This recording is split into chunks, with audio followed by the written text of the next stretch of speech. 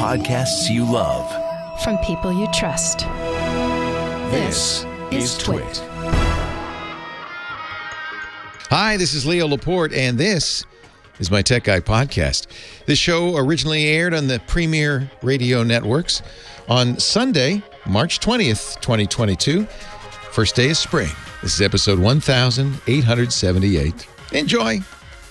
Listeners of this program get an ad-free version if they're members of Club Twit. $7 a month gives you ad-free versions of all of our shows, plus membership in the Club Twit Discord, a great clubhouse for Twit listeners.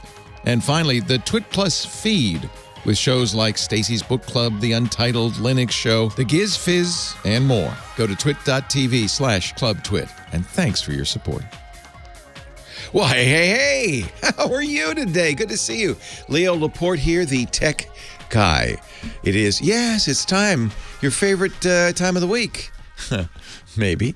Time when we get together and we talk about nerdy things like computers, the internet, smartphones, smartwatches, home theater, digital photography, all that stuff. Actually, I think Chris Marquardt will be back. He missed last week.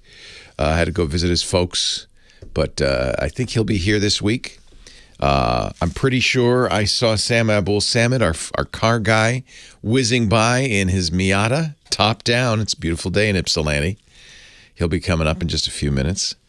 And, of course, as always, we will have some fun with Spaceman Rod Pyle. That's all coming up today, of course, mostly, though. I'm here to take your calls to talk about what's going on with technology. Yesterday, Micah, who is Tech Guy 2, and I talked a little bit about the new Apple hardware, which was announced, wasn't announced this week, but it arrived this week, Friday. He got the Apple display. I played with it a little bit, and I got the Mac Studio. I sprung for the M1 Ultra, the top of the line, because I wanted to see what it could do. And I've been running an experiment overnight. It's my wife's M1 Ultra, so I have to sneak in and use it. So I said, honey, you're not going to use the computer tonight, are you? No. So it's still running, by the way. I started a process yesterday. It's been a total of, I think, 20 hours so far. It's still running. It's called Photogrammetry. And my friend Alex Lindsay, who is kind of a geek on this stuff. He designed, for instance, as an example, he designed the, remember in episode 1 of Star Wars, the 4th movie, which was called episode 1, where Princess, is it Princess Leia or Amidala? I think it's Princess Amidala has that shiny starship. You remember that? He did that. He did that. He designed that when he was working at Lucasfilm. He did all the specular highlights and stuff and reflections and stuff. That has to be done in a computer. There's nobody built that starship. So he's a 3D designer. He does streaming stuff. Anyway, he sent me some images. Photogrammetry is the art and science of extracting 3D information from photographs. So he sent me 228 photographs of a palace that he'd taken in India. And, with just a regular digital camera. They were high-quality digital raw files. And then we downloaded a program, actually, interestingly, from Russia. I had to, that's the software he uses. I had to, my router at home blocks traffic from China and Russia. Or it did, because I didn't want to. I don't know what I was just thinking for security purposes. But he likes a program called Metashape from a company called AGI Soft, or maybe it's Agisoft. I don't know. But they're out of St. Petersburg, so I had to turn off the security on my router to download it. But they have a 30-day trial, which is good because I'm sure it's a very expensive program. So Metashape ingested the 228 image files and then started chunking, boom, boom, boom, boom, boom, in this new Mac Studio. And it's been saying for the last hour, it's been saying, I'm almost done. 10 minutes. Almost done. My poor wife, I said, can you leave it running just a little bit longer? She wants to use her Mac Studio. I don't blame her. Just a little bit longer, because I just want to know what it's going to take total. But so far, more than 20 hours. But what it's building is a model, a 3D model that you could then use in a movie or whatever from these pictures. So you can rotate it. It's actually a really cool process. But it's a very, very compute-intensive process, as you might imagine. First thing it has to do is align all those photos, figure out where all the points are. We set it at the highest quality to really tax the thing. Here's the good news. First of all, it can do it. There's a lot of computers that would just break. It would just, in fact, Alex has the 16-inch Intel i9 MacBook Pro. He says it can't finish. I don't know if must be a lack of RAM. I don't know. This is a Mac Studio M1 Ultra, 64 gigs of RAM. It's got 20 processors, 20 cores, 18 performance cores and 2 efficiency cores. And then it has, I don't know how many, 32 GPUs, I think. Didn't use the GPU much. It's mostly, I'm watching. I got some great pictures. I'll show you if you ever want. Oh, that's your worst nightmare. Your neighbor comes over. Can I show you my CPU processing pictures? Got some great pictures of green bars, maxed out, the CPUs all the way. Boom, boom, boom. All 20 of them, all the way. Which is something you probably don't see on that Mac Studio very often. Very few things will use all of that processing power, but that's why we wanted to try this. And I don't need this 3D model, but we're going to do it anyway. Here's the interesting thing. First of all, yeah, it's going to complete. It's going to complete probably in about a total of 20 hours. I don't know if that's good or bad yet. I'll have to ask Alex. But it didn't even get hot, and that was really surprising to me. You do this on an Intel machine. In fact, I'm doing it right now on an AMD with a NVIDIA RTX 3070 on my gaming machine, just to compare times. But already, it sounds like a tornado in my office. Powerful fans blowing. The thing is hot. CPUs are working hard. You can tell. You feel like it's working. The Mac Studio, it just sits there quietly. It's got fans, but you don't hear them. They're on all the time, it turns out. I put my hand on the Mac Studio. No, not even warm. Felt the air coming out. It's mildly warm, like 72 degrees warm. It's not hot. So it's working. It's working well. I don't think, and by the way, after looking at a lot of benchmarks from a lot of people, this is what we talked about yesterday with Micah, I think it's really important to understand that unless you are doing photogrammetry or something crazy, you don't need the M1 Ultra. Any one of the Macs running the new Apple Silicon will be equally fast for browsing, email, all the things we normally do. Even video games, when there aren't really very challenging games on the Mac, it's hard to find a game that challenges you on the Mac. They're not going to benefit a whole lot. I think the bottom line, the messaging we should tell everybody is don't spend, the top, you can spend $7,000 on a Mac Studio. They're very nice. These are the new Macs Apple announced. But you don't need it. An M1 Max is going to be fine, low end, which is only $4,000. No, this was $4,000. The one I'm using, the one I got for myself. I got my wife the nice one. The one I got for myself, like $21.99, I think, something like that. Which is still expensive for a computer, but these are really beautiful designs. Somebody named Max Tech, Vadim, has taken it apart, and it's a really beautifully built, wonderful thing. So nice job, Apple. I guess it's it's fast. I'll show you my CPU gauges if you want to see them. 8888 ask Leo. There's plenty of other stuff to talk about. We will talk about it when I come back. Leo Laporte, the tech guy. Let's get on the horn and talk about tech stuff you care about. We'll have more right after this.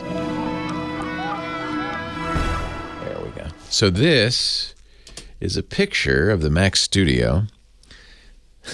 So these are just the processors right there. The 20 processors. The blue line goes all the way to the top. That means they're fully maxed out. This is the GPU. It is not, which is interesting. These, see all these green things? This is more in more detail. I'm not sure what red means on this. I think red means it's peaked, like it can't go any. It's as high as it can go. The efficiency course peaked very early, but this is full on. And then you could see this is what it's building. And here's the timings. So it took 3.5 hours to align the photos so all the dots line up. No, the blowers did not ramp up.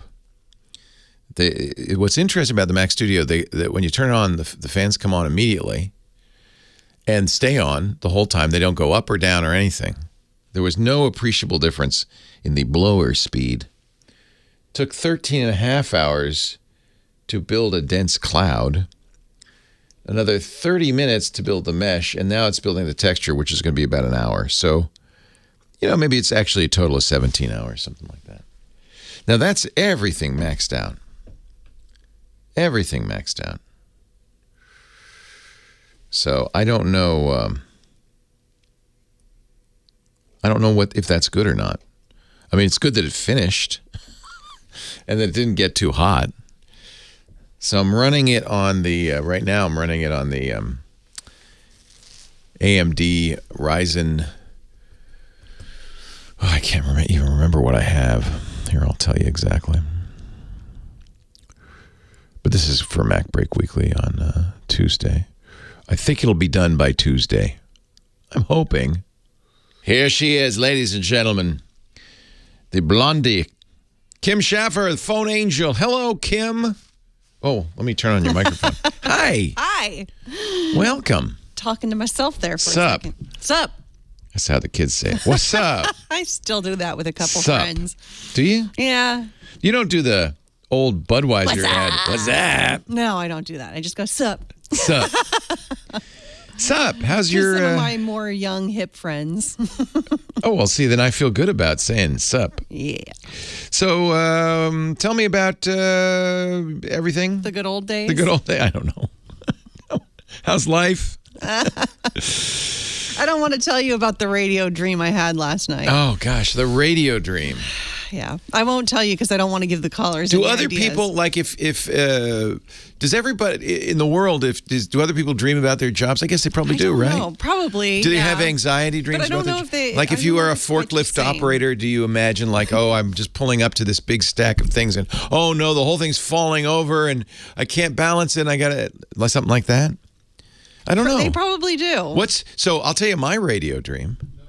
The song is running out, even though I don't play music anymore. I was a DJ for years. The song is running out, coming the last few seconds, and my headphones are all wrapped around me, and I can't unwrap them, and I can't get the next song, and it's about to run. It's one of those kinds of anxiety dreams. Well, how about yours? What do you? No, I think the time running out thing is a That's a very common critical one. Yeah. But no, I'm not telling you. I'll tell you off the air what this one's about because I don't. Sounds I good. don't need it to come true. I know. I have a dream. Let's take a caller. Let's take a caller. Let's go to Rusty in San Diego. He's fed up. I am mad as heck. Sick up and fed as I've. Sick up and fed.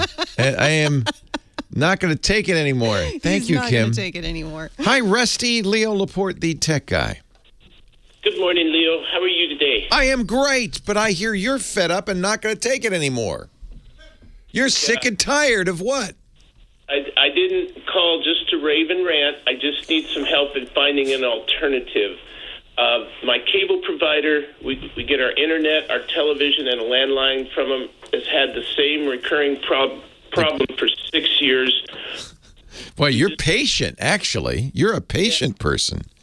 And then we just had our 19th visit by one of their... Oh, my gosh. You are more than patient.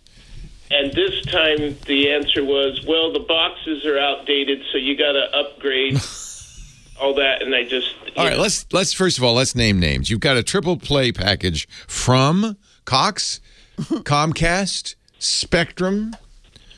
Spectrum. They're all just as bad. It doesn't really matter. They're interchangeable. So Spectrum, see, this is one thing that gets me mad. They always want to try to sell you that triple play. I think some of them have quadruple play now. and when you put it all together, it's not that it saves you money. They really don't have a very compelling story. I guess that one bill is the story, but I don't know about Spectrum, but with Comcast, because they have all these different systems, it isn't even one bill. Maybe it is by now, but when I had a triple play, I wasn't so happy. So what happens? Does it drop out? It's just the television. It pixelates. It pixelates. But your internet bandwidth's fine and your phone line is fine? Yes. You don't get burbling sometimes when you're making a call, anything like that? It did, but that was a long time ago. That hasn't happened. So you're watching a TV and you're watching streaming or cable?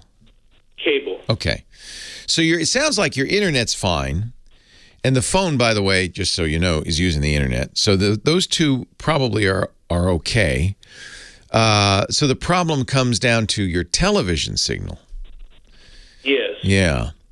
And they say you need the latest set-top boxes to fix that. Yeah, for years they said the problem was the cable itself, but nobody ever turned in a work order to replace it. Yeah. It did get replaced last month. There's Oh, good. a whole new cable, and it still has the same Are you problem. in a house, standalone house? We're in a condo. You're in a condo. So the cable comes into the condo and then goes to each unit separately. Yeah. So there's a few places it could go wrong. Sometimes it's out in the curb.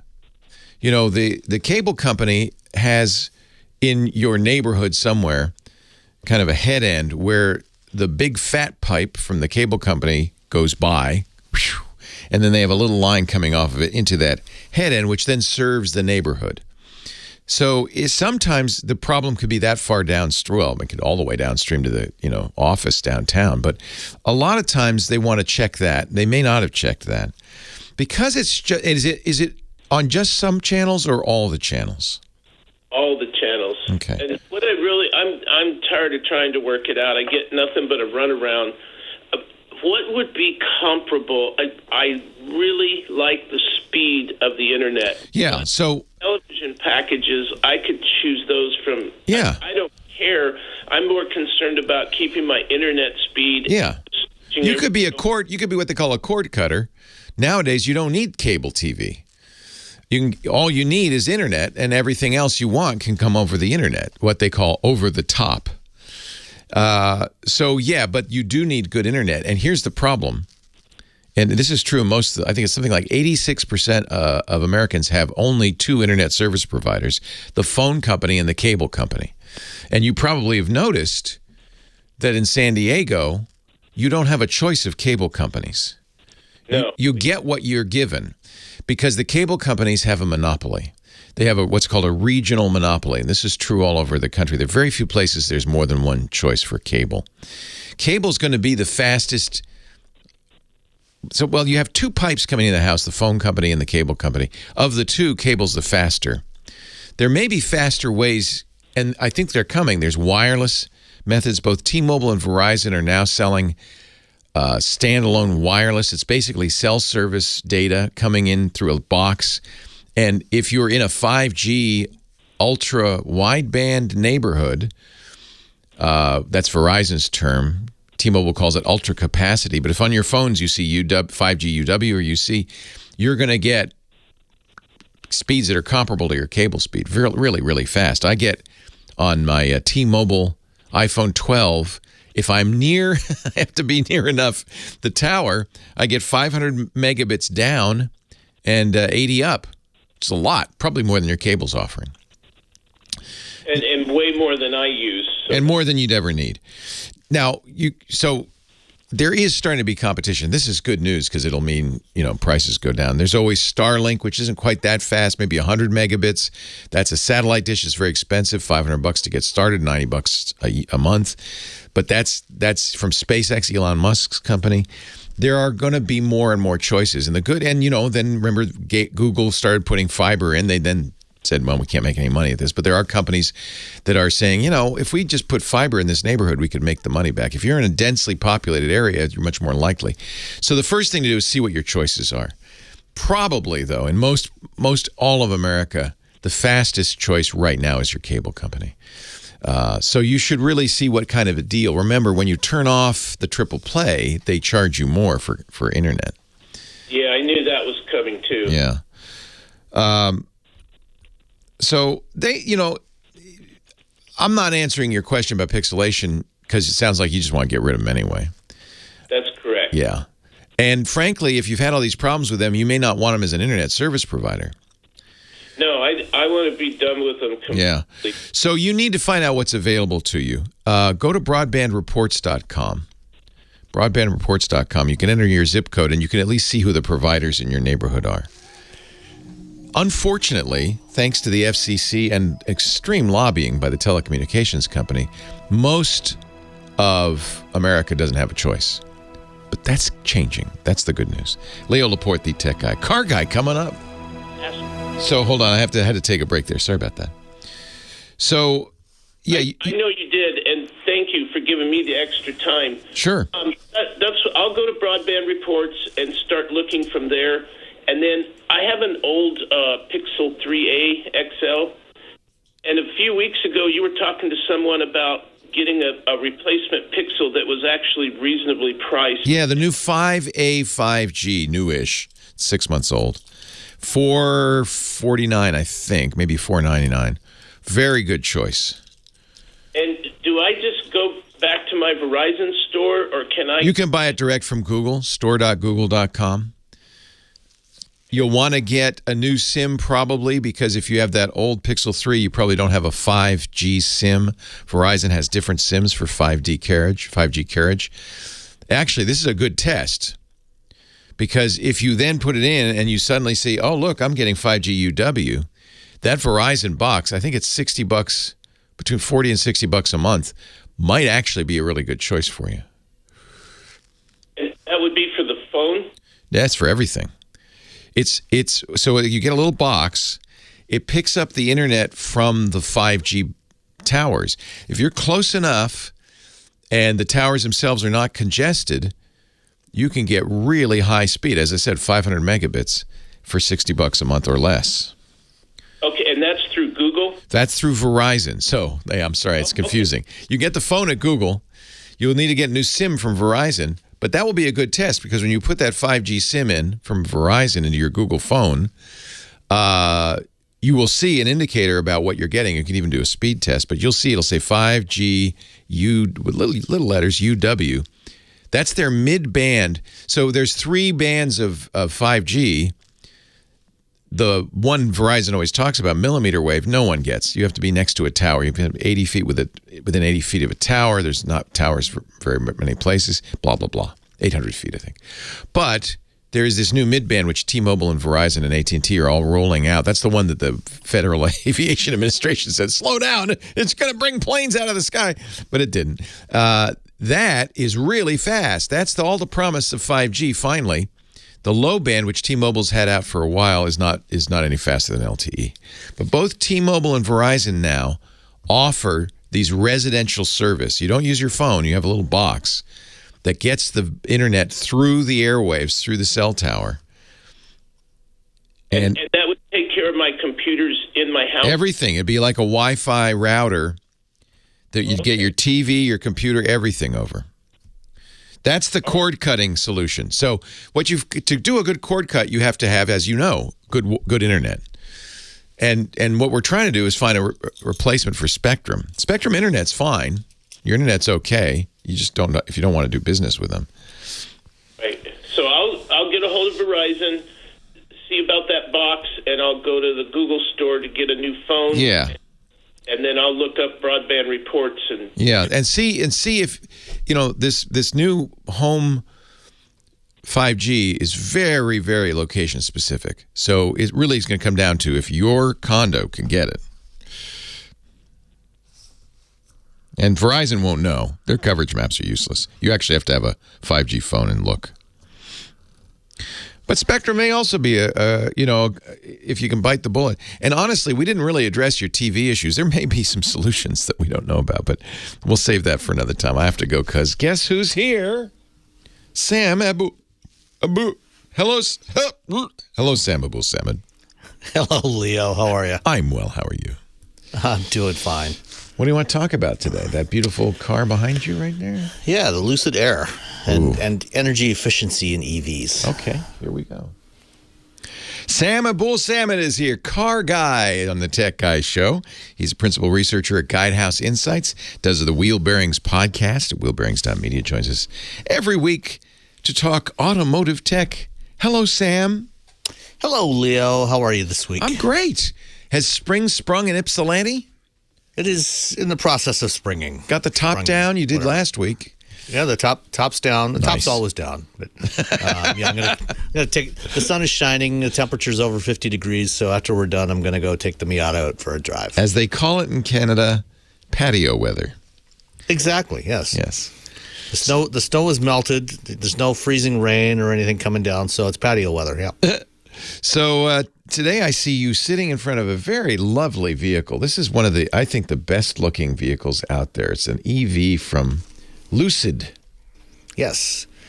This week, a few days ago, I was in Austin, Texas, for my first ever visit to South by Southwest. Oh, you went to South by. Nice. I did. Yeah, I was there to interview Peter Rawlinson on stage, and Peter is the CEO and Chief Technical Officer at Lucid. Prior to joining Lucid some years ago, he was the chief engineer on the Tesla Model S. And turns out that Peter and I first met a little over 5 years ago, and we had dinner the night before. And it turns out that over the course of the last 30-odd years, we have just missed crossing paths multiple times prior to eventually meeting in 2016 at the various jobs that we had over the years. He was at Jaguar and Lotus and a couple of other companies. The car world is a small world, isn't it? I mean, there's a lot of... It is both very large and very small. Yeah.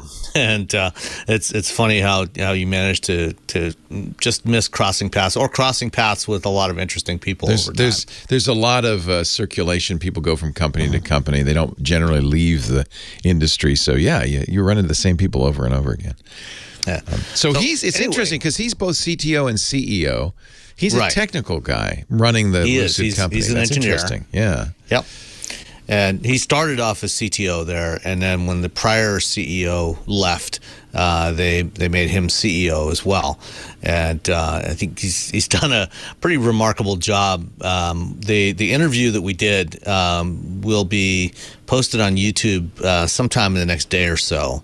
And I would encourage everybody to go check it out on the South by Southwest channel. But it was a fascinating conversation that we had. And Lucid over the years, between the time I first met Peter and Derek Jenkins, who's the chief designer at Lucid, in late 2016, and got my first briefing on what they were doing, and then in spring of 2017, they actually showed the car publicly.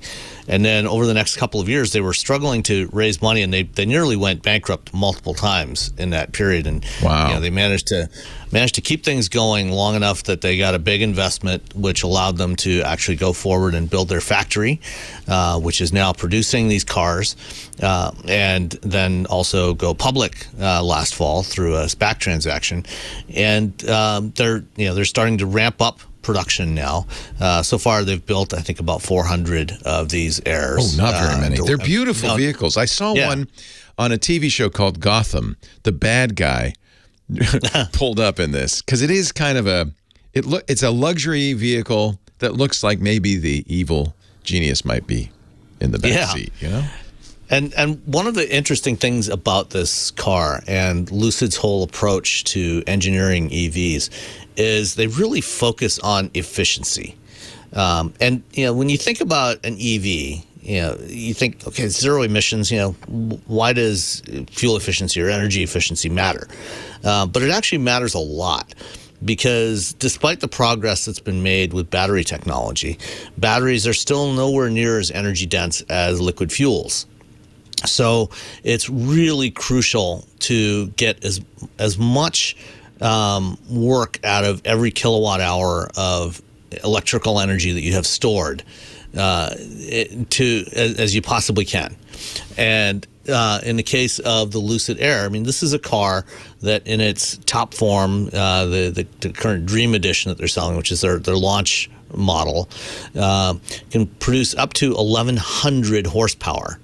And I had a chance to go for a drive for about an hour in this thing the other day in Austin. And it's a fast car. It's a very fast car.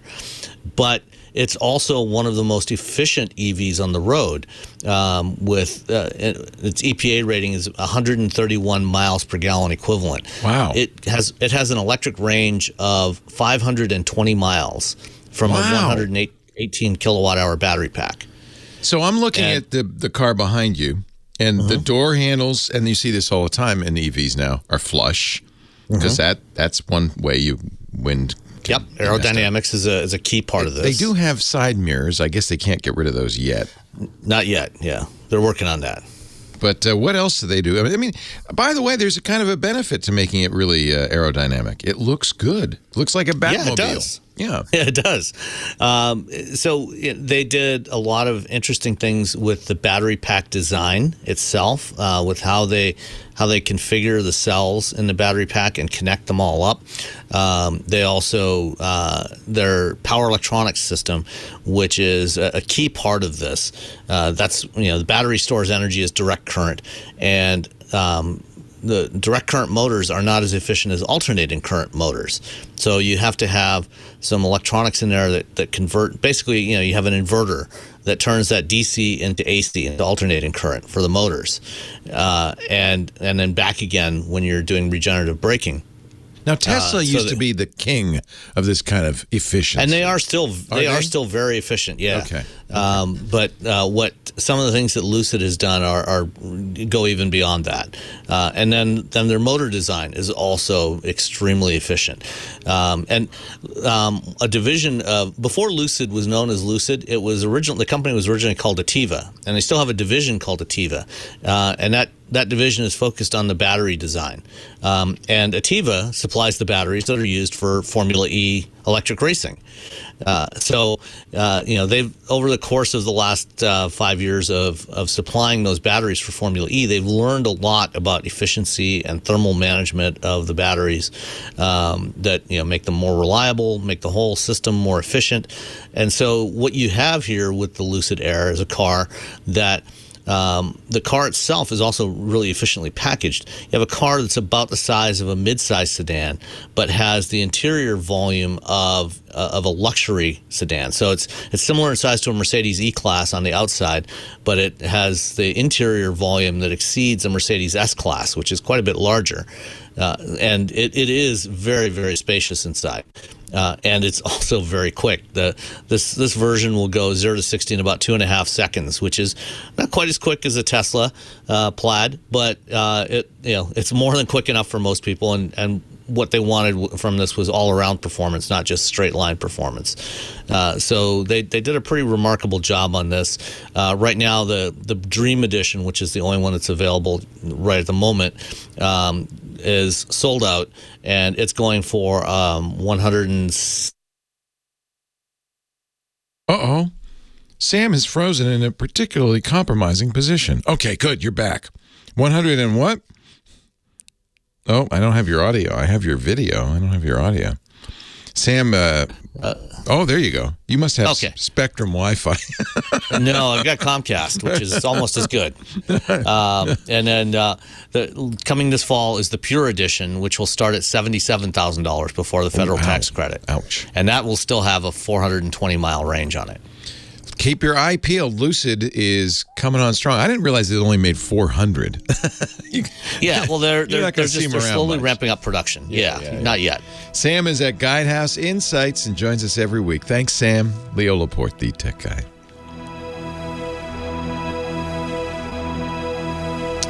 Oh, 100 and we never heard the rest. It was just... 160. There you go. Okay. But I'd love a Lucid. They are so beautiful. Oh. Yeah, well, like I said, the Pure Edition is going to start at $77,000. Yeah. That one will have over 400 miles of range, and that one's rear-wheel drive and doesn't have the glass roof. And then there's the I like all-wheel drive. Am I crazy to like all-wheel drive? No, not at all. I don't know why. Nothing wrong with it. The Touring, which is the next trim level up, or anything. Yeah. How much is the Touring? The Touring starts at $95. Yikes! That gets you all-wheel drive, 620 horsepower, and the glass roof, and among other features. And this, they haven't enabled CarPlay and Android Auto yet, but they will be. That will be coming later this year with an OTA update.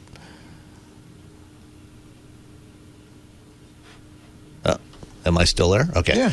I wasn't sure if I dropped off because you were silent there. Let's see. Shut up. Sorry. No worries. Let's see. Mark from Plymouth, Mark Plymouth, Minnesota says he's on hold for a question for me and Leo, hoping I can catch you before the top. Mark, what is your question? I can try and answer it for you right now. We can just take it. I can hang on. Yeah. Hang on. All right. Yeah. Then tomorrow, March 21st, Cadillac officially starts production of the Lyriq, their first EV. I saw the first ad for it. Yeah. Looks good. And so those will be hitting dealers in the next couple of months. I also see Mercedes ads for their EQS with the screen that goes all the way across. The hyperscreen. Yes. Yeah.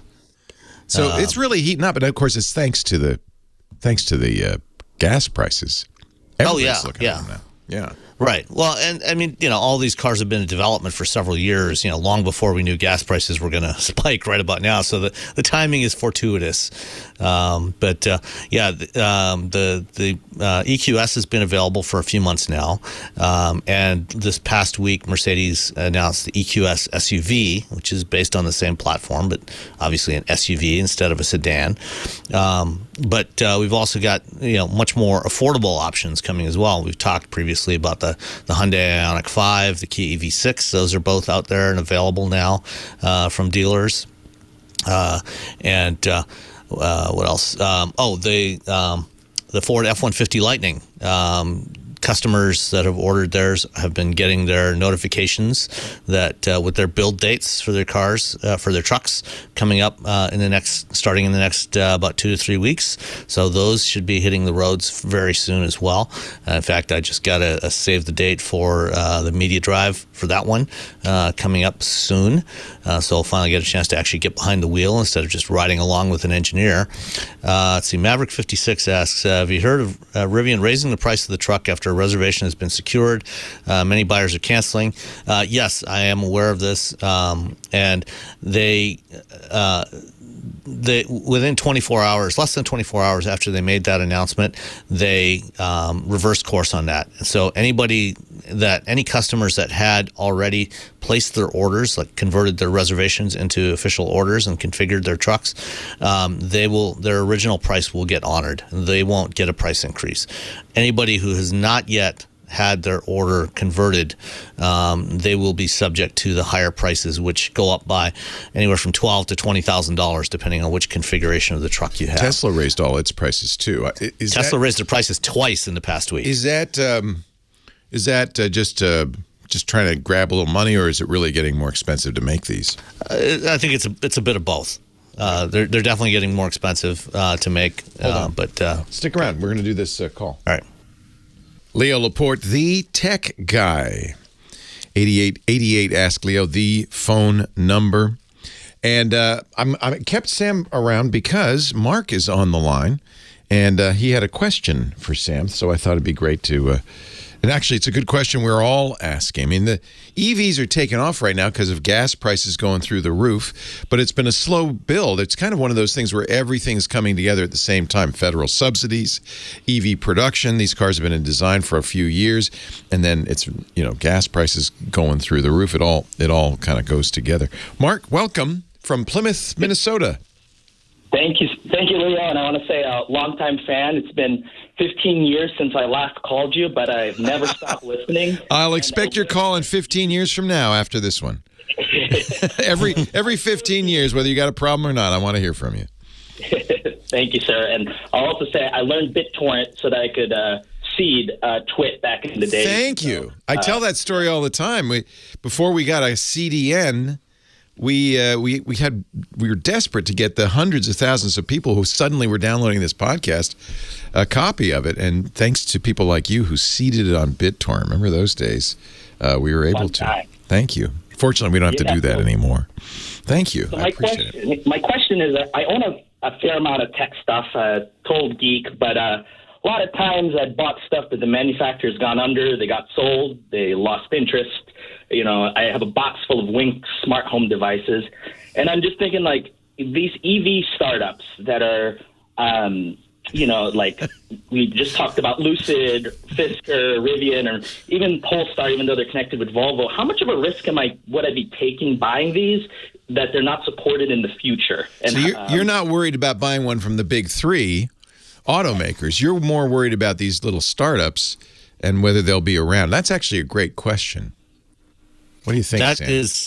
That is a very legitimate concern. And you know, the car business is extremely capital intensive. It takes a lot of money to get production launched and to build and support these vehicles, you know, to distribute them. So it is very costly. And the vast majority, if you go back and look, you know, over the history of the auto industry since 1886, when Carl Benz drove his first motor wagon out of his garage, there have been thousands of automakers that have come and gone, and you know, some of them, you know, very notable brands like, for example, Plymouth, that are no longer with us. So it's you know, it's a legit concern. You know, and if you're going to be spending tens of thousands of dollars on a new car, ideally you would like it to know that it's going to be around for a while. And that's even more true now as we get into the era of what's referred to as software-defined vehicles. So much of the car, you know, this is something that Tesla, you know, kind of kicked off with the Model S, that a lot of the systems in the car are controlled by software, and you're a lot of times, you know, when the car is first shipped from the factory, it's not really finished, and you're going to be getting over-the-air updates to fix problems and fix security issues, and you know, it's if the manufacturer, you know, suddenly goes away, and you're not getting those fixes, it could be even worse. You know, at least in the past, when a car manufacturer went away, you know, it was mostly mechanical. It was not that hard to keep it running for the most part. But now, with, you know, a lot of things being connected and software defined, you know, it's like IoT devices. You know, the car has become an IoT device. So, Mark, when you talked about your Wink, that was very appropriate. There was an IoT device where the company just suddenly said, I think we're going to charge a subscription fee from now on if you want to keep using it. GE at the time when I bought it. Yeah, yeah. So that's happened in the industry in general, and I suppose it could happen. Probably will. I mean, there have been EV companies that have already folded, gone under. Oh yeah, and there will be more. You know, not every EV startup is going to survive. Some, like Rivian, you know, has raised a lot of money. They've got a fairly long runway, you know, before they're at risk of going under. But it is why I bought a Ford Mustang Mach-E instead of another Tesla, because I figured Ford would be around. And even if they weren't, they'd probably support it for as long as I was going to own it.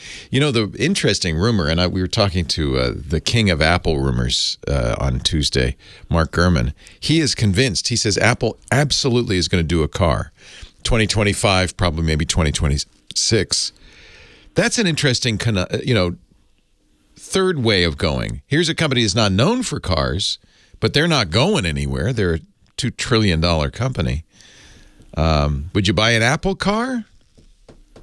You know, I'd be first in line. I'd be lining up like my first iPhone for that one. I don't know if I could afford it, but I need to buy more Apple iTunes gift cards to pay for that one. Yeah, it'll work very well with your all Apple ecosystem, however. Yeah, so that's actually a good question. People have lots of questions, reasonably, about EVs, including the issue of charging. Somebody in the chat room saying, can the U.S. grid handle everybody moving to EV? What do you think, Sam? Is that an issue? We have more than enough power generating capacity. That's not the issue. But yeah, the grid, especially in certain parts of the country, is not as robust as we'd like it to be. I got solar panels, which is an expensive thing, and it really doesn't pay for itself. It takes maybe 20 years to start breaking even and even saving on your electricity, even here in California where it's very expensive. But it made me feel like, well, at least I'm generating the electricity I'm going to be using with my EV. Not challenging. As long as you have a transfer switch that can switch over if the grid goes down and continue to power your house when the grid goes down. I did. I got those Tesla Powerwall batteries, as you know, and those take over, and the solar continues to charge them. So. Okay. Yeah, you have to wire it that way. Yeah. Well, and they, what we talked about last week with bidirectional charging test that PG&E is going to be doing with demand response is also, that's one of the things that will help. As you get more EVs out there, if the utility can switch off your house from the grid when there's very high demand and let you power your house from your EV for a period of time. Isn't it? They can use that to help balance the load. So you're not taking power out of your car to put back in the grid, but you're at least taking your house off the grid and just letting your car power the house. And the Lucid does have bidirectional charging capability. The way that's probably something you should look for if you're going to buy an EV. Right. Yeah. The F-150 has it. The way we set up our power walls, they charge first, so when the sun comes out, if the power walls always are at 100% by the end of the day, and then if we have excess electricity, more than we need in the house, it goes to the PG&E, turns the meter backwards, I guess. So it works out pretty well. I don't know how we would survive if there were no PG&E, but yeah, having an extra big battery in a truck or a car would help as well. So Mark, do you have a EV? Are you thinking about getting one? I'm thinking about getting one.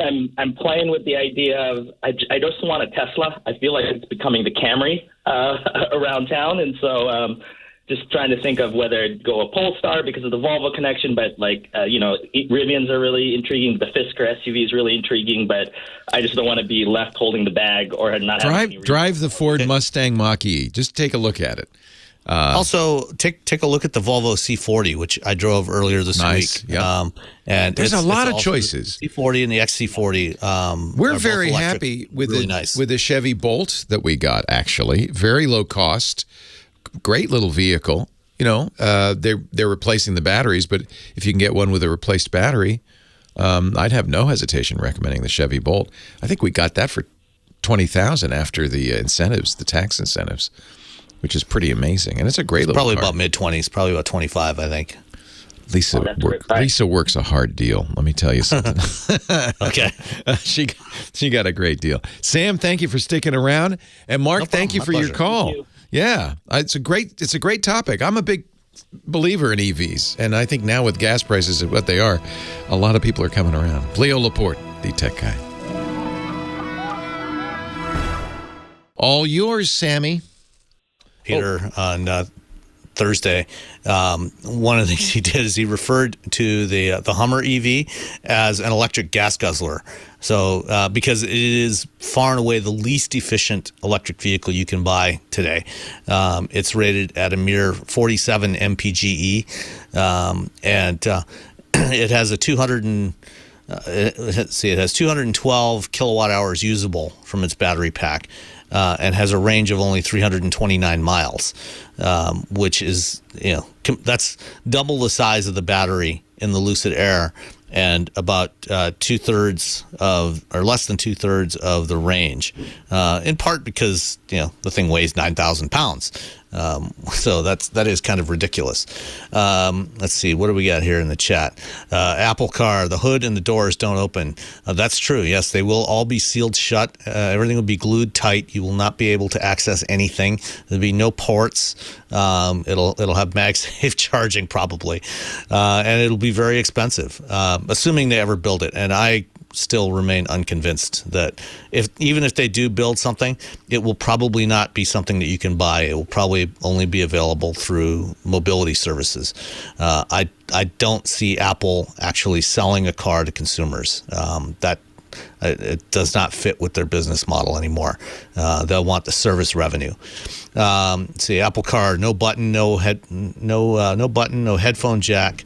Yeah, that's true. Let's see, the sun delivers exactly as much energy as we need. Consuming all the past stored energy hasn't worked so well. That's a very good one, redacted. Let's see, somebody here. Kia. Kia has that too. I'm assuming you're referring to bidirectional charging. Yeah, Kia and Hyundai on their new EVs, the Ioniq 5 and the EV6 and all their upcoming EVs have bidirectional capability on there, so you can get power out. It's called vehicle to load on there. It's not, theirs is set up a little differently, so you can't get enough power to power your house, but you can power a bunch of devices off of the car, which can be very handy. Let's see. Only way, Swamp Rat says, only way I'll ever afford a new vehicle is if I win the lottery. Unfortunately, that's getting more and more true. Average transaction prices are now up to something like $47,000. It's gone up by about $10,000 in the last couple of years, in part because, the supply shortages over the last year especially mean that dealers no longer have to negotiate on pricing because there's just not enough inventory.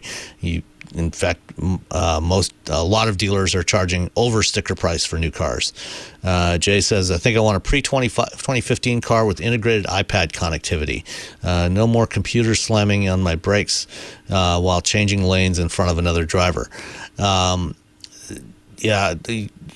iPad, I don't know if I'd want iPad connectivity necessarily in the vehicle. That's not necessarily a great interface to be using while driving.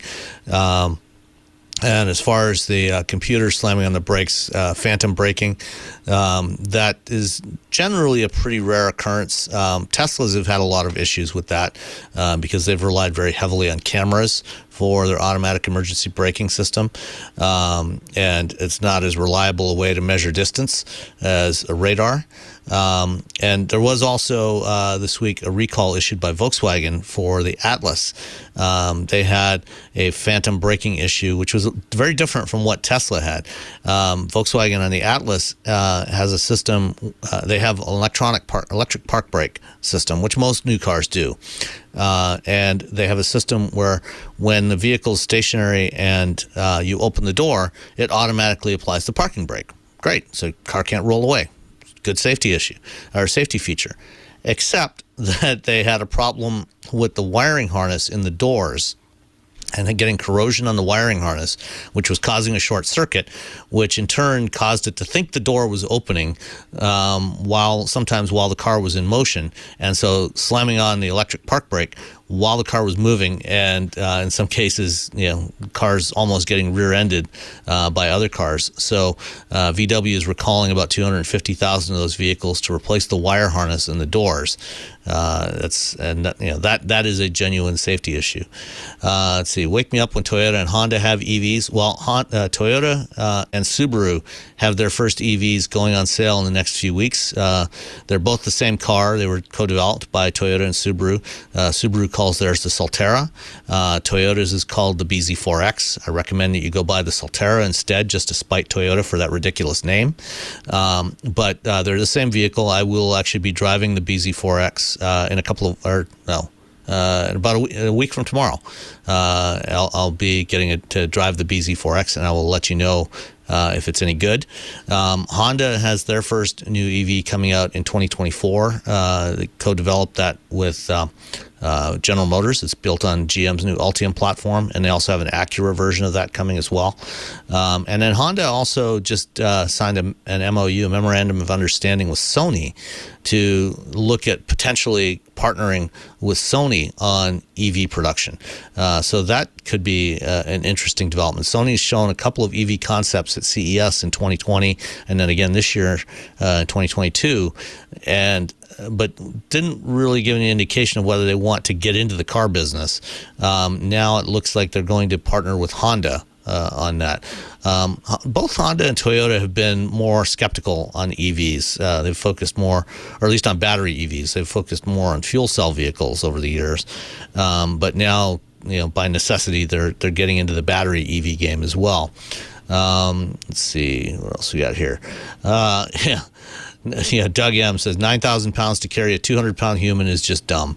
In fact, the battery pack alone in that Hummer weighs over 2,900 pounds, so it weighs more than my wife's Honda Civic. Twisted Mister says Volvo reliability is also not so great. It varies. They do have a great reputation for safety. Volvos are great at that stuff, at protecting vehicle occupants. They have had some challenges on reliability, but their new EVs are looking very promising. I've driven the C40 now this week.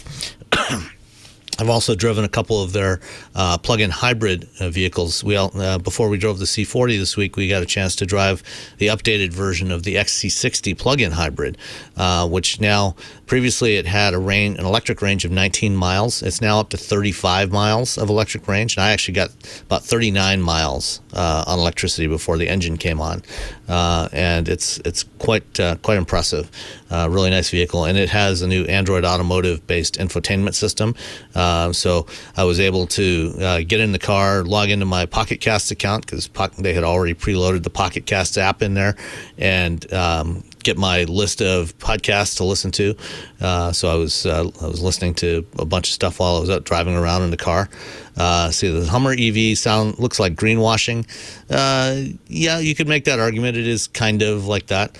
CR1 says, is it bulletproof? I don't know. Let's see. Kilotech says, are there any EVs that can recharge themselves using inertia? Well, to a degree, all EVs and all hybrids do that. They all have what's known as regenerative braking. So when you lift off the accelerator pedal, the motor is now driven by the wheels, which causes it to generate electricity. It gets put back into the vehicle, or into the battery. And in fact, we were driving the XC60 and the C40 in Palm Springs. We drove from the city up into the mountains, up to Coachella Valley Lookout, and on the way back down the mountain in the XC60, I was able to add about 5 miles of range back into the battery, coasting down the hill. Isn't that amazing? So yeah, so you're never going to get all the energy back, but you get some of it. There's a new e-bike that doesn't really need to charge. Because it's got such good regen, and you still have to pedal more than you would on a normal e-bike. And so between your pedaling and the regen, you don't really need to charge it, which is fascinating. Yeah, Sam, I mean, that's the amazing thing about motors, electric motors. Yeah, I have to figure out. I mean, I've had my Mach-E for a year. There's no service interval for it. I don't know what to do. I guess I'll bring it in and just say, hey, rotate the tires. I guess I have to rotate the tires. There's probably an interval for tire rotation and some other inspections. I should check. Thank you, Sam. See you next week. All right. Bye.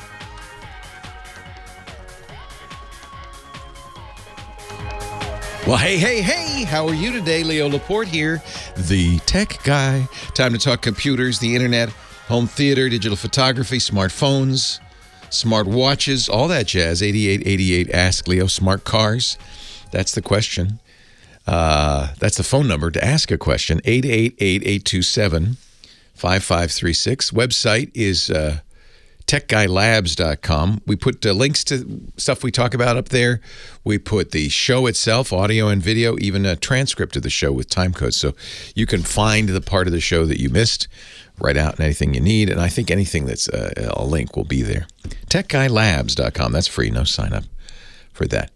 When we were talking with Sam, I did drop in that little tidbit. Mark Gurman, who is the Bloomberg reporter who has, I think it's widely agreed, the best sources inside Apple. He always seems to know exactly what Apple's going to do before Apple announces it. Talked to him on Tuesday, seemed absolutely adamant, and Sam disagrees, by the way, that Apple was going to do a car in the next 3 years.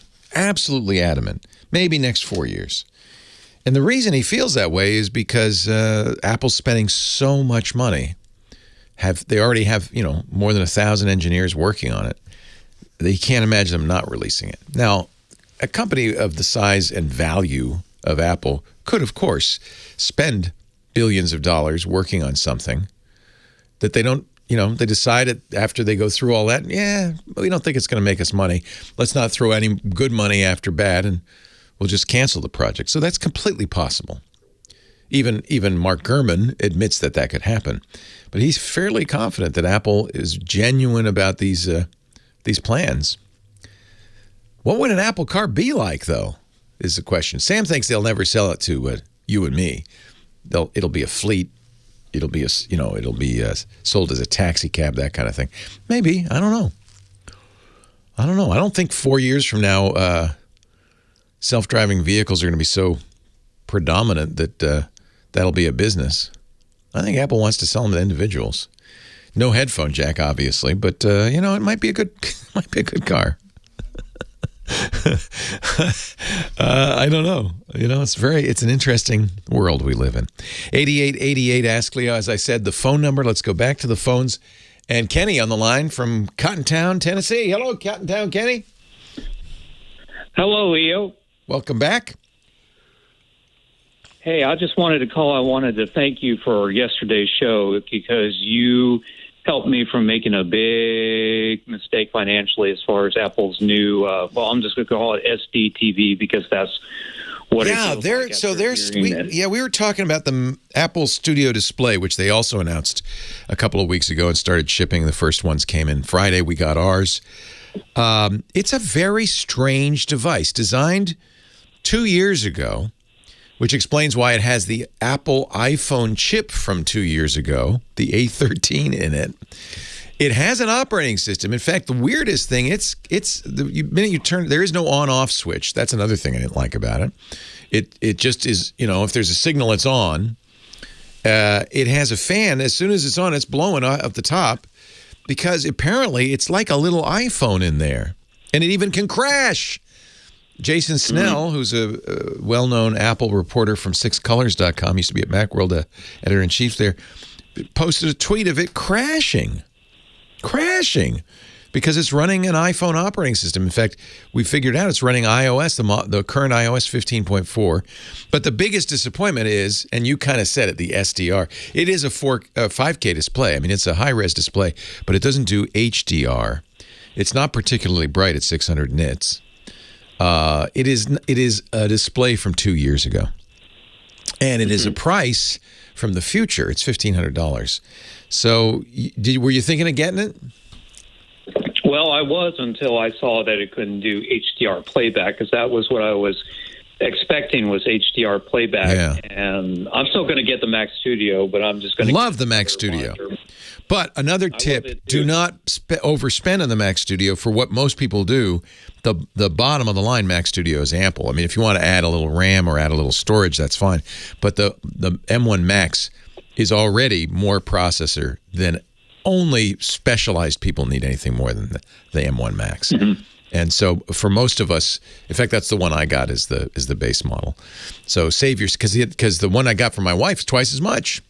But she, that's my wife, so she deserves it. So, but I think it's a beautifully made device. Just gorgeous. And you cannot get it to heat up. Runs absolutely cool, no matter what you're doing. So it's a very impressive piece of hardware. Yeah, that's great to hear. But I was wondering if you can recommend me a particular monitor. I was looking yesterday while listening to your show, and one that kind of caught my attention was an LG monitor. It's a 32UL950. Its class is ultrafine 4K. Yeah, that's LED with Thunderbolt 3 connectivity. That's what you have? That's what I have. It's what my wife is running her. So we had ordered a Mac Studio display for her. When I saw the reviews of the camera, and this is the biggest flaw with a Studio Display, a flaw Apple says, oh, no, we blew it. We're going to fix it. But someday there'll be a software update for it, which is also weird. But the camera's awful. In fact, Micah Sargent, who was here yesterday, said he was using it to call a family member. They said, have you cleaned your camera? It looks like it's all smeary. And he said, yes, I just got it. It's brand new. It's absolutely clean. So, yeah, I would you can save money by getting a standalone good monitor with 4K HDR. The LG is what I got for Lisa. I canceled the display. I put the LG in there with a Brio camera from Logitech, a couple of $100. And for half what I would have paid for the studio, I now have a much better camera and a much better display with HDR. And it's 31 inches. It's bigger. Runs great on the Mac Studio. In fact, she's running it. This Mac Studio, the other thing great about the Mac Studio, it'll run 5 monitors. So she's running that 4K display next to a double-wide 39-inch display, which is equivalent of 2 UHD displays, 1440 displays side by side. So, yes, it's very capable. It runs great on those.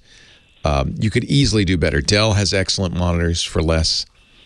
Apple's, it's the Apple tax.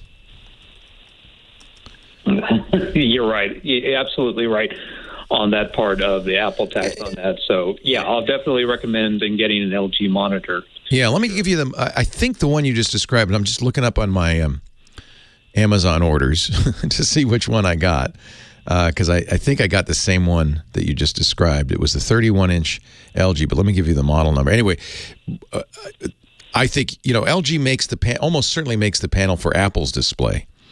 So interestingly, you're still getting an LG display. There are also OLED displays out there. Yeah, I got the 32UP83AW, 31.5-inch UHD 3840 by 2160 IPS monitor with AMD FreeSync, DCI-P3 95% color gamut, HDR10 compatibility. And that'll run on Thunderbolt 3 using using DisplayPort rather, or Type C.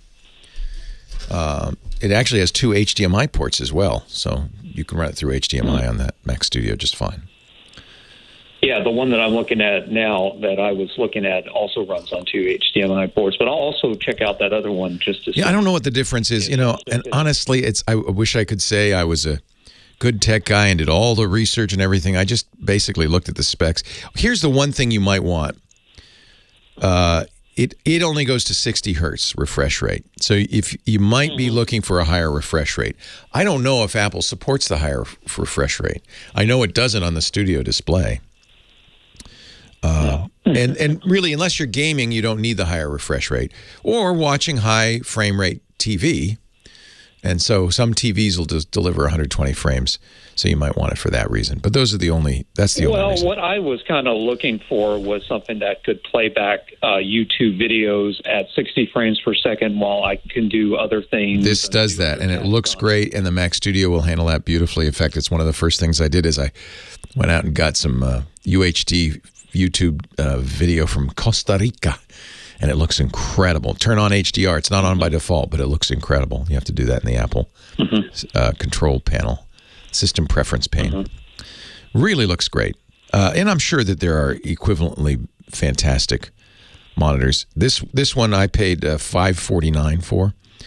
So, I mean, the Apple display is $1,500. So it just doesn't make sense, honestly. Apple just didn't put the latest technology in it. No, they're just trying to make you come back and buy more on it, which I can understand. But exactly. I think I'll just stick with the Mac Studio instead and just get a different monitor altogether. The computer I have no complaints about. Thank you, Kenny. I don't have complaints about it. Thank you. Have a good day. Have a good day. Leo Laporte, the tech guy, 8888 Ask Leo, the phone number. Toll free from anywhere in the U.S. or Canada. Look, I'll tell it to you straight. I'm not paid by any of these companies. I'll give you my real opinion. Leo Laporte, the tech guy. In fact, Tell us how you really feel. I'm paying these companies. It bugs the hell out of me. Because you see all these YouTube guys getting free.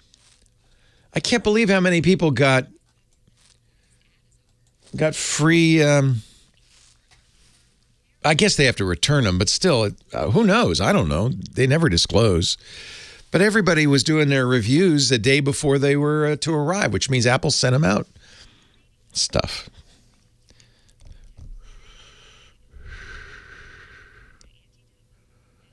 Yeah, I think there's some very nice LG monitors. That's the only thing maybe I would do. Now, I have an OLED monitor at home. My monitor in my office is a 55-inch Alienware OLED. And I just make sure the monitor doesn't stay on overnight. I have had no burn-in problems in over a year. I don't watch TV on it. I mean, we have an OLED TV, though. I've never had OLED burn-in, so I wouldn't worry about it.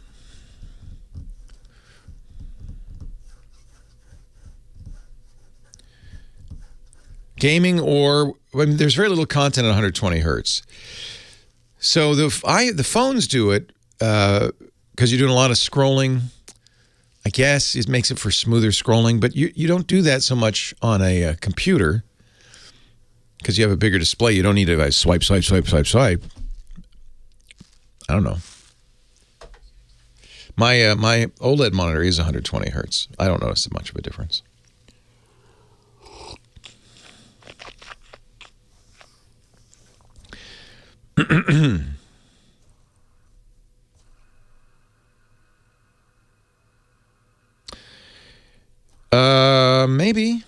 Maybe Joe. I don't know.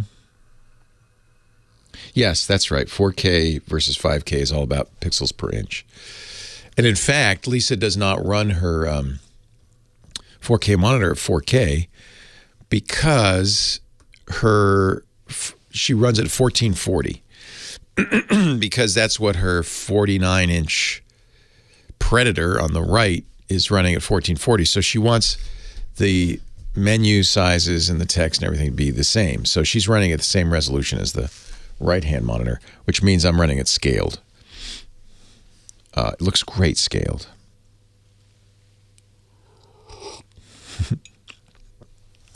No, in fact, my OLED is turned off now while it's doing the photogrammetry. I left hers on all night, though, because I didn't want the Mac to sleep. But I've got caffeine running on the photogrammetry. I love this shot, though. I will show it again. I just love this picture from the Mac Studio of all of the 20 processors just cranking. I told Lisa, you're never, ever going to see this. Nothing you do will ever. Notice, by the way, the efficiency cores are pegged. 1, 2, 3, 4. But the 16 performance cores are kind of doing all right. And this ran for 3.5 hours, then 13.5 hours, and then half an hour. It should be done by now. I would guess this is another hour to build the texture.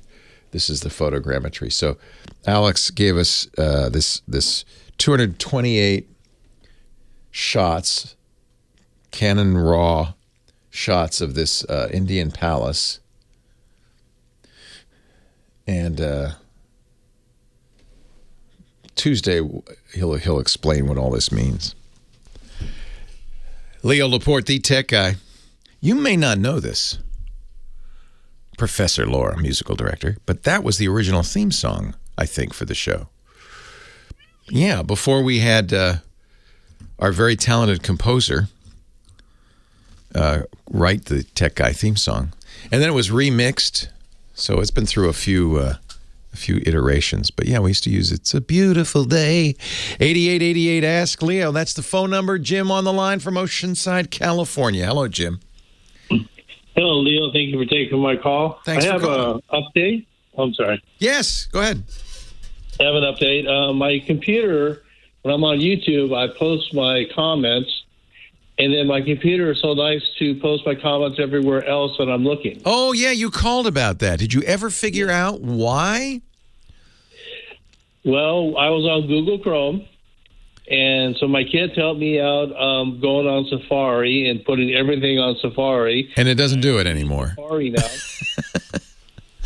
3 weeks later, there's my little Easter egg. Oh, no, again? Again.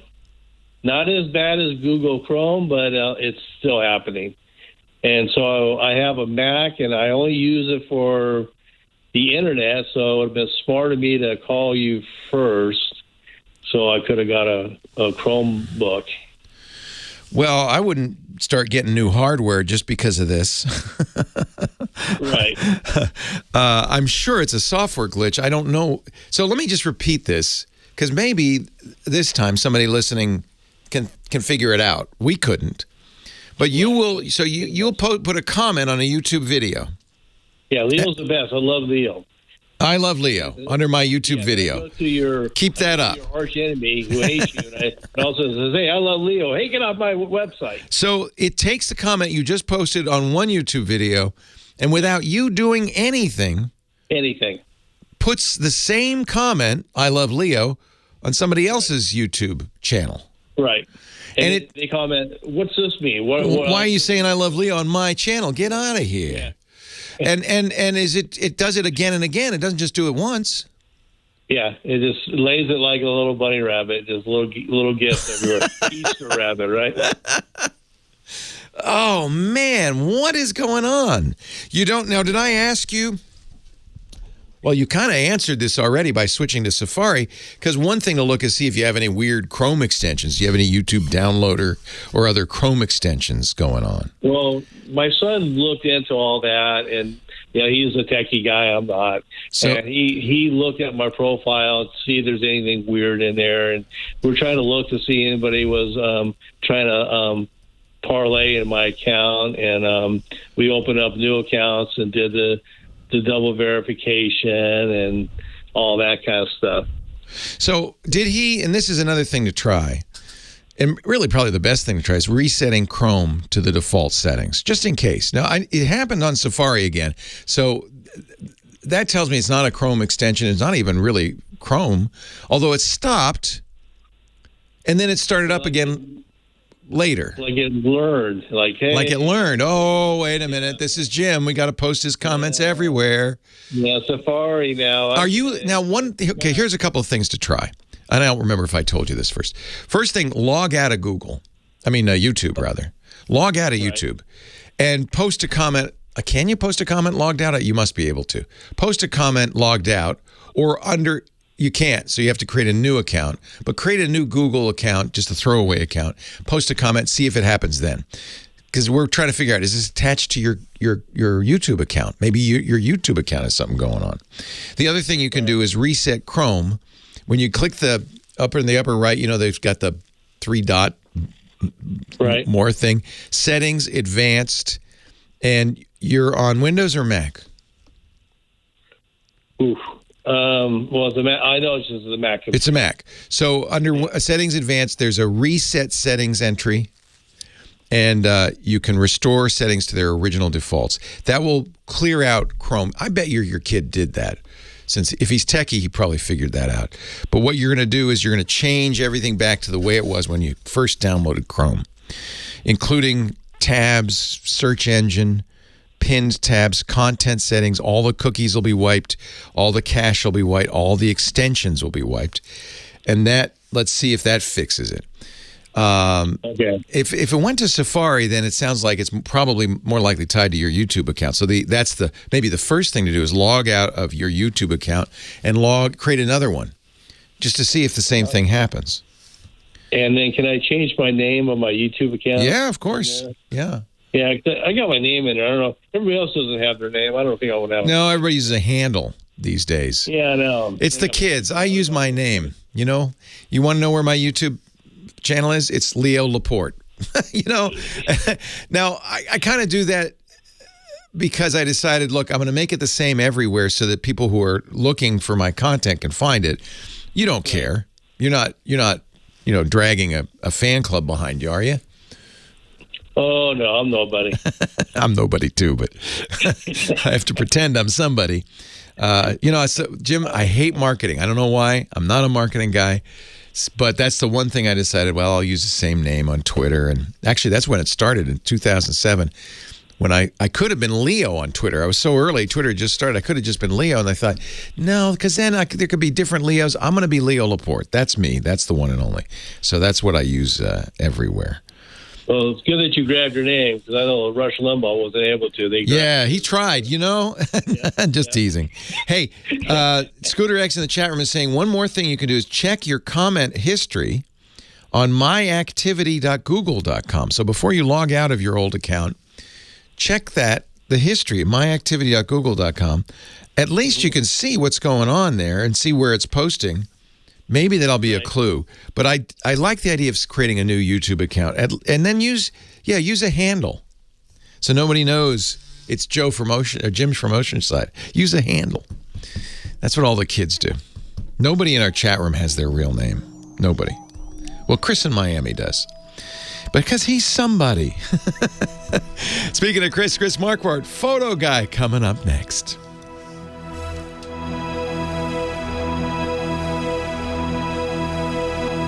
It is the weirdest problem I've ever heard, Jim. It's so weird. Yeah, I know. And you got your son in to look at it, and yeah, he's pretty snappy on the computer. What I do notice is when my computer is buffering, that's when it lays him down. Ooh. The complexity of the problem. So when it buffers, and then when I'm looking, like I watch a video, I always want to look at the views to see if this guy knows what he's talking about. And then all of a sudden it starts laying them down. I'm like, what the heck is this? But it seems to be a buffer issue. That's really interesting. So buffering means that it's stopping. It's waiting till it gets ahead again because it got behind in the packets. You're losing packets. How fast is your internet? Well, we went to what is it? Verizon or Frontier. It's not the super fast one. Yeah, if it's buffering, either your internet's slow or the machine is slow and can't keep up. But if the machine were slow, I could see if the machine paused, that a command might be stuck in the keyboard. Or that's a really odd situation. But now that you say it's tied to the buffering, it sounds like, for instance, keyboards have buffering. You've probably noticed this. If you lean on a key for a long time, it'll start beeping because you filled up the buffer. And if you let go, it continues to beep for a while because it's catching up. It's buffered all those keystrokes and it's playing them back still. So the beeping continues sometimes for a very long time because it got ahead. And it's now playing them out. I'm wondering if something like that is happening with the computer, that, it got the post, but it started buffering before you hit return. I don't know. Because you've switched videos and then it does it again. It doesnn't make any sense. You don't have any clipboard software or anything like that running in there, right? No, it's just basic YouTube and it's baffling. My hobby sites I go on. Nothing at all. It's baffling. And 15 pictures. And maybe somebody listening knows. Try those two things I suggested and stay in touch because we're gonna solve this one way or the other. I'll try to give you a victory lap report. Okay. Thanks, Jim. Thank you. Appreciate it. See ya. Bye-bye. Bye. Hey, Chris. Hello. You have an email. Should I play it back, or are you going to take care of it? No, I will drive. I think his buffering might be a symptom of the computer doing some shenanigans, some script. Oh, there's a script running. Yeah, maybe. Possibly, and that's what makes it buffer or makes it look like buffering. Maybe there's some malware on there or something. That could be. Interesting. Anyway, we are going to have an assignment review today, and I have the fishbowl ready for drawing the next one. And I'm back for good, by the way. Well, you can take time off anytime you want. I know. You are not an employee. I missed you. You're a contractor. You set your own schedule. I missed you too. Still, I want to be dependable. So. Oh, I love these pictures. Oh, I like that giraffe. That's hysterical. Silly. I got three giraffes though. I only need one. User has I see. I get it. I kept clicking that link thinking that was 3. Got it. No, the middle link is the giraffe. The sharing was disabled or something. Yeah. All right, I got them all. So I wasn't here for 2 weekends. How many cameras did you buy in the meantime? None. I spent all my money on Macs. Oh, okay. Those have cameras. I've been saving up on those Mac Studios. I bought 1, 2, 3. One for me, one for Lisa, one for Micah, and one for my son. I bought 4 Mac Studios. Nice. What a Apple's got me like this. But they are nice. They are nice. Here we go.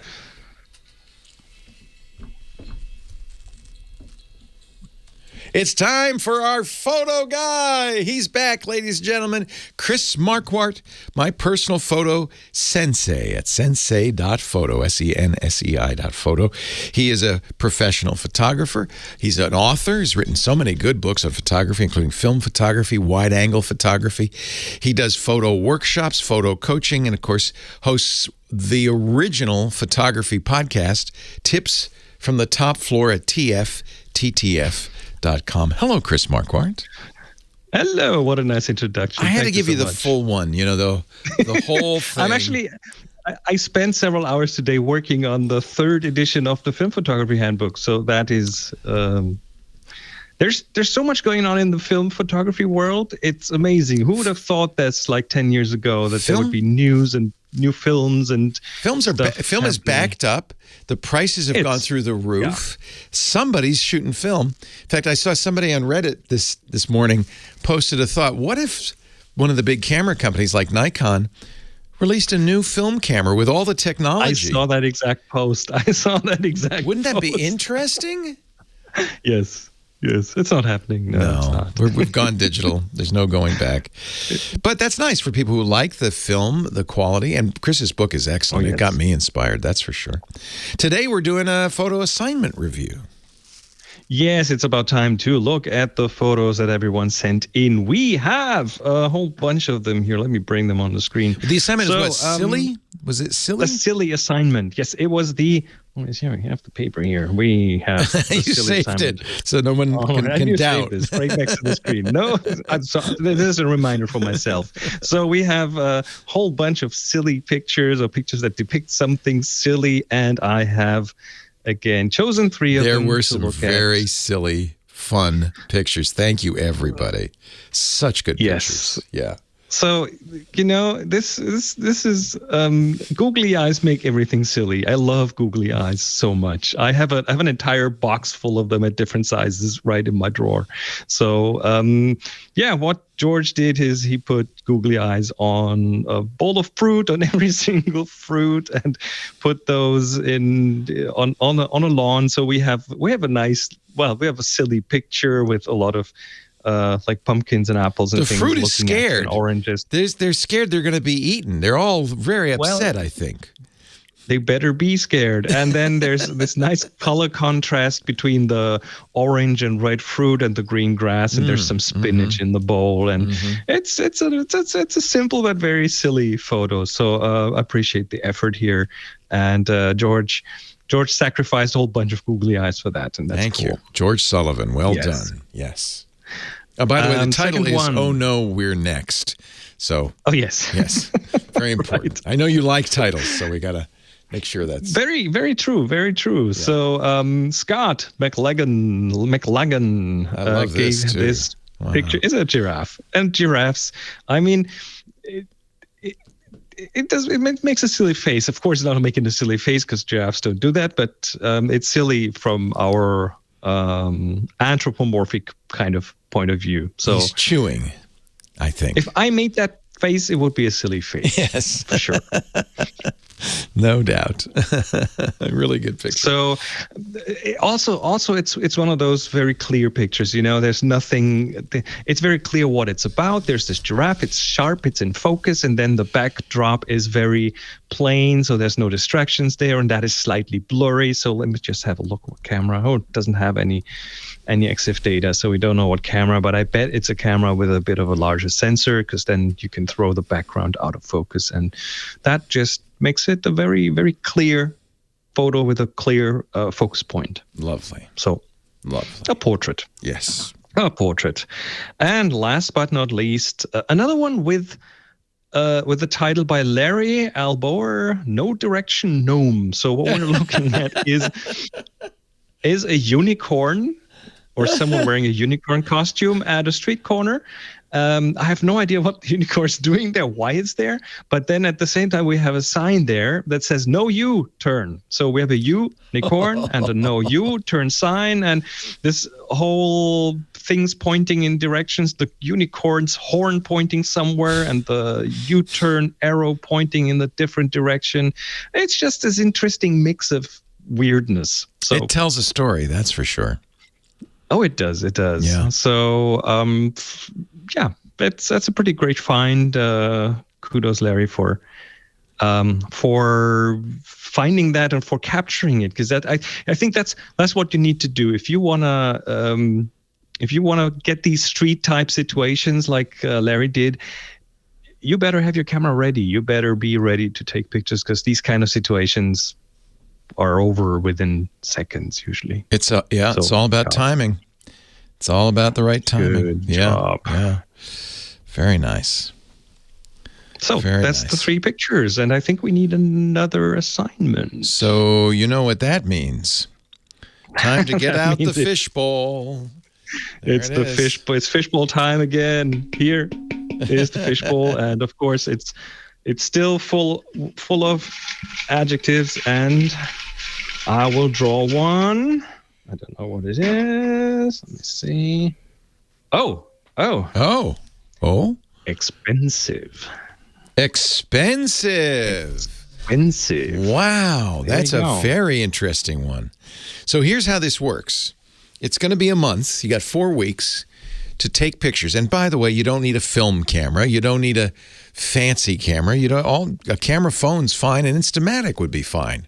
A Polaroid Swinger would be fine. It doesn't really, right? In fact, maybe that'd give you a little advantage to take an expensive picture with an expensive camera. It could also be like a film SLR, like an old 70s camera. Why not? When you get an image that speaks to you, and you can see, we're looking for images that tell a story, that have interesting colors, interesting shapes. They can be black and white. Just something that catches your eye and makes you go, that's great. If you get one of those, you can submit it to our Flickr group. And so Flickr.com is a photo sharing site. It's still free. They've kind of changed some of the rules, but you can still be a free member, so that's good. And this will work even if you're a free member. The Tech Guy group has tens of thousands of members. You'll know you're in the right place. And I think as a free member, you can upload like 1,000 pictures or something. So it has ample space for you. So you're limited on the private pictures, but this is public because you want us to see it. So you upload it. Make sure you tag it though, so we know it's for this assignment. TG, that's for Tech Guy, expensive. TG expensive. You can upload as many as one a week. Renee Silverman, our moderator. She's great. She's been keeping track of the Tech Guy site for years now. She will say thank you for your submission. She'll add it to the pool, and in about 4 weeks, Chris will pick 3 and, just as he did today, review them. We'll talk about them. But the best part about Flickr is really the whole idea of Flickr is to put your photos up there and have other people gently critique them, give you some pointers, some tips. It's the original social photography, social network. Yeah. That's what Flickr is. Yeah. And, it was bought by SmugMug. We love the guys, the McCaskills at SmugMug. And I think, they realized it's expensive to run Flickr, so they've limited the free tier a little bit more. But we're both pro members. We pay the money because it's worth it. But you can still play this game for free. There's no, you still have 1,000 photos for free, so that's fine. Again, Flickr.com, the Tech Guy group, TG expensive. Now, if you want to take film pictures, so you're working on the 3rd edition. Wow. Well, I'm working on the 3rd edition of the German version for now, so that needs so get to the 2nd edition picked up by the American. Film isn't changing that fast. Very current. It's very current. Yeah. Also, I love the wide angle book, and of course, you can get coaching from Chris at sensei.photo, and someday, in the not too distant future, Chris will start those workshops again, and you can travel. Oh, yes. I want to go to Bhutan with you, Chris. As soon as you're doing that, I want to go there too. Yes. Yeah. Sensei.photo. Thank you, Chris. Leo Laporte, the Tech Guy. More calls to come.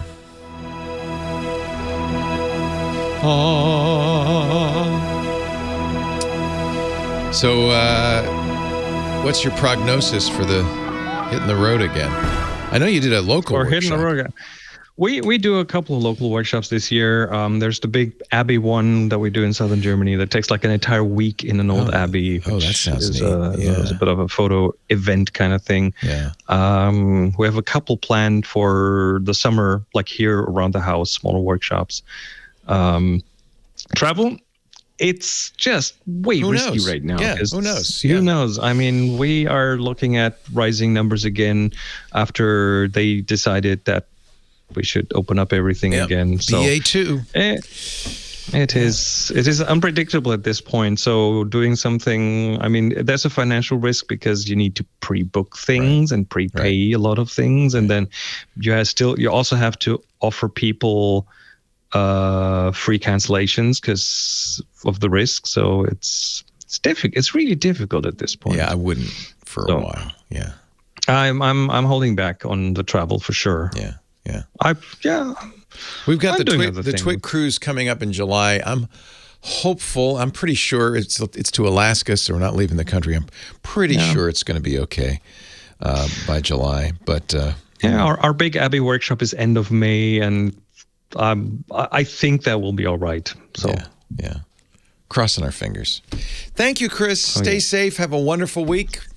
We'll see you next week. See you next week. Bye-bye. Take care. Bye-bye.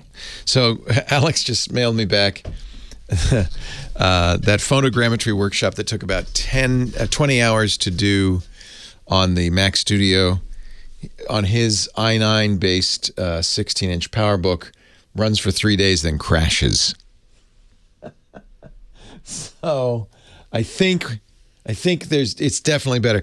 I'm going to be very interested to see how it works on the Aurora. I'm running it right now. That's an AMD processor. It's only 8 cores, 16 threads, 5800 Ryzen 7. It has a lot more RAM though. It has 128 gigs of RAM, so twice as much RAM as the Mac did. It also has and I don't know how much this is GPU bound. It looks like it's all CPU bound, but it does have the NVIDIA RTX 3080 in it. So it's a hefty PC, and it's running on Linux, not Windows. So we'll be very interested to see. DDR4 128 gigs. The 3080 has 10 gigs of GDDR6.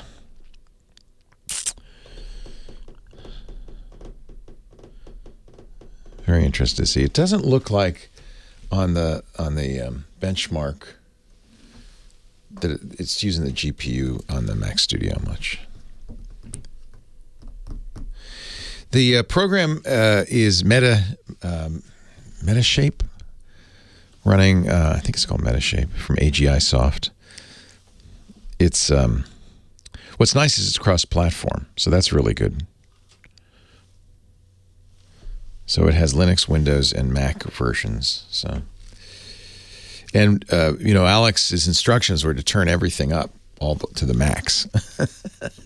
So no limits on it. I thought, geez, 18, 19 hours, that seems like an awful long time, but I guess it's a lot faster than 3 days. Leo Laporte, the tech guy, coming back to you. Springtime in the Rockies, in fact, in the whole Northern Hemisphere. 8888, ask Leo. The phone number. Is this the first day of spring? It's soon, isn't it? Is it today? It's today. 8:30 a.m. So it is spring has sprung. Happy spring. Now I understand all the songs you've been playing, Professor Laura. She's been trying to tell me all morning. Chris is on the line from Miami, Florida. Is that your real name, Chris? What? Yes, my name, Chris, really is my name. Isn't that funny how that works? It could be coffee. You're one of the few people in the chat room. There's Bill in Michigan, Chris in Miami, Doug, but almost everybody else is using handles for their name. Yeah. I could use a handle, Chris Coffee or Coffee. I'm well known as Coffee Miami. So Coffee Miami. There we go. But we'd know who that was, Chris. Yeah, well, this is true. It is true. So no matter what I do, I can't hide. In fact, on my business call 2 days ago, one of my friends said, I wonder if Chris in Miami is on the call. Oh, you're And famous said, now. I'm famous because of you. You're the Chris. I said, The Chris in Miami. The Chris in Miami. My reply was, let me go get 3 more cups and I'll let you know. Can't really be sure unless you're fully caffeinated. He is a coffee achiever. What can I do for you today, Chris? Well, I'm glad to be back on the air. Kim's in about 2 cups. Professor Laura, I have to give her a shout out. I've been wanting to do it because she keeps playing music and I keep spending money. Wow, Laura, what are you spending money on? Her music? Well, some of her music that she plays is actually pretty cool. So what I do is I'll Shazam that music. And I'll smart. Yeah. We do put links on the show notes at techguylabs.com. Usually it's Monday or Tuesday before we get the whole list up, but we will put links to all of the songs up there. I think they're YouTube links. So, but anyway, there you go. There you go. Now you know. There you go. Now you know how to get springtime in, where is it? In the Appalachians? In the Rockies. There you go. Springtime in the Rockies. So what can I do for you, Chris?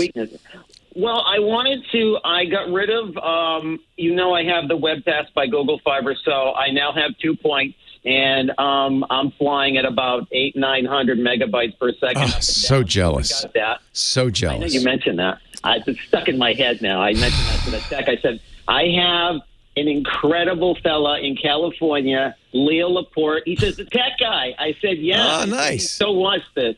Yeah. I always mention you everywhere. Even if people are interested in tech, I'm like, go to your browser, type in twit.tv. Thank you. Bam! The magic happens. So, yeah. But voice over IP, I got rid of all AT&T Uverse except for, now I got the landline, and I'm paying $45 a month for something I don't really use. So I'm thinking I like the idea of the physical device, but voice over IP is very interesting. I'm lost on this one and figured I'd totally throw this back at you. Okay. So you want to know whether you should have a landline from AT&T versus using their internet-based voice over internet service. No, I want to get rid of them completely. Oh, you don't want any AT&T, but you could use your fiber, your Web Pass from Google Fiber for a VoIP solution. There's lots of them like Uma and there's a million of them. You could even use Google's own, Google Voice solution. Okay. So here's the good news and the bad news. I think everybody should have a real landline. Now, the problem is that even available anymore? A real copper-based landline where you have a copper wire in the wall that you plug your phone into, and that wire, if you traced it all the way down and out of the building and down the road, would end up, the other end of it would end up at the central office for the phone company. And that's how it used to be, by the way. That's what a phone was. If you can get that kind of real copper-based landline, there's an advantage to it. If your power goes out, you're in Hurricane Alley. If your power goes out, your internet goes out, right? Everything goes out. That landline still works because it's getting power from the phone company. Now, that's only if you have a phone that's powered by the copper, not by the power in the wall. So you don't get a phone that plugs into the wall. You get one of those old phones, like the old Western Electric phones, doesn't plug into anything but the phone line and gets everything, the ringing and everything, including the dialing out, gets it from the phone company. That's great in an emergency. Hurricane hits, everything's out, you can still call for help. So that's why I recommend a landline. Now the problem is these are harder to get than ever. I almost said rarer than hen's teeth, but then I would sound like it was springtime in the Rockies. They're rarer than hen's teeth because the phone companies don't want to maintain this infrastructure. In fact, a lot of times, for instance, when Google came in and Web Pass, they might have cut the copper. Certainly, Verizon will try to do that if they give you fiber internet or you get AT&T's Uverse. They will often. They're supposed to ask. But they'll often just say, you don't need the copper anymore. Let's just cut that off. And so you can't get a landline anymore in those installations. So if you can, you're lucky enough, you should check with it's an apartment complex? Condo complex? Condo. Yep. But you should check with the homeowners association or whoever knows what the plant is, the physical plant. Is this a real landline? Because a lot of times, this is, for instance, when you get the triple play package from your cable company or whoever, that's a VoIP line. Everything's going over the internet. So if you can get real copper voice, I would keep it. You may never use it. The kids these days, they don't get phone lines. They have their cell phone. What do you need a phone line for? I got my phone right here in my pocket. I don't need a phone line. So, I would bet you even now, most of the condo dwellers, unless they're my age, probably don't have a landline in there. So they may have disconnected it just because there was no use for it. But if you can get it, boy, I'd sure like to. If it's fiber to the apartment or if it's internet to the apartment and the phone is going over VoIP, it won't matter. Power goes out unless they've got a battery backup. I remember I got a triple play bundle from Comcast. They put in a battery, but they never checked it. 5 years later, that battery doesn't work anymore. It's worn out, but they never replace it. And that's probably the case even if it's battery backed up. So these are less desirable for an emergency. The other problem with VoIP is 911 is not going directly to the local fire department or police department. It's going to a regional center. It's using what's called E911. So it has to be redirected to the closest fire department or emergency facility near you. That's precious time potentially lost. And then VoIP, of course, is completely dependent on the internet, and on a bad internet day, which seem to be becoming more increasingly common, your phone sounds will either sound terrible or are you? What are you on now? Are you on a cell phone now? I'm using my iPhone 12 Pro. Yeah. So the truth is, probably for most people, the cell phone is the next backup because even when the power goes out, often that cell phone continues to work. The cell towers are backed up. And so you will probably still have emergency services through your cell phone. So if you can't get copper, which would probably be the safest, your cell phone is the next best bet. But the VoIP landline is going to be the first thing to go out. In an emergency, It's going to be gone. Interesting. Yeah. All right. Yeah. And the quality is not as good, although it could be. Here's the weird thing: could be better. Perhaps on your iPhone you've turned on Wi-Fi calling, for instance. Yes. Yep. Sometimes you get a really wow, are you in the same room with me? And that's because the way phones are designed, they use as little bandwidth as possible so they can maximize the use of the copper. So it's equivalent of 4 or 5-bit sound. If you give it 8-bit or even 16-bit sound, it's going to sound so much better than the low-fidelity phone line. The way they figured out how high quality a phone line should be is how low quality can it be and still be intelligible? Okay, we'll do that. So your phone line sounds as poor as it possibly can and still be intelligible, which is ironic. You right now, you sound like you're on a regular landline. You're not getting Wi-Fi calling, higher quality calling. But I bet you've had that experience with Wi-Fi where, wow, this is crystal clear. So, that's an advantage of VoIP. You can get higher bandwidth. Leo Laporte, the tech guy. That's why when you, on your phone, if you use FaceTime, for instance, FaceTime audio is going to be much better than a phone call. Right? That's true. Yeah, but you can't FaceTime to us, so, Anyway, I didn't answer your question. I don't know which you should get. I think probably VoIP would probably you answered it. Yeah, I mean, those are the pros and cons. Well, I thought $45 a month, and to me, I don't like to land on the money thing. I think that if that's the cost, but if I go with the lower system, it actually will cost me more to go with non-digital. So I'd stay. Yeah. But $45 a month is money that if people look at it like that, I mean, you multiply that by 12, that's a lot of money I could put somewhere else. Yeah, the question is where. Yeah, right. And more coffee. I have a landline at home originally got it for the burglar alarm. Okay. Never use it, and AT&T has slowly jacked up the price. I think it's $30 or $40 now, and it doesn't make a lot of sense. I should probably change the burglar system. Could use a cell line, and probably should change to that. I'm just really over it. I'm over all of it. And when I got the WebPass Google Fiber by Web, I just said, you know what, this is amazing. Cut the cable, cut the phone company. Just use your internet for everything. I think that's what most people do. And you've always got your cell phone for backup. Yeah, and then when the power goes... See, the reason I have a landline, though, is because obviously I'm in hurricane territory, but if the power goes out or if something's going on with the towers and something's not working right and my cellular service goes down, I have another backup. The problem is the backup is becoming more controversial to me because I don't want to pay that money anymore, and I want something that's actually I'd say dump it. use when the power goes out. I'd say dump it. I think notice during the next hurricane if your cell phone still works. In most cases, it will, because they back up the towers with power. So I think your cell phone nowadays is as good as anything else. Perfect. That's what we do then. Yeah. All right, it's going. All right. Yeah, of course. Thanks, boss. Appreciate You too. Great to talk to you. Thanks, Chris. Yeah, that's a good point. Somebody said, Knox Harrington says, if a storm or other disaster is bad enough to knock out cell towers, it's taken out landlines too. It's the power outage is the real one. Power outages are very common. Most of the time, I think now cell towers are backed up, so that would solve that, right?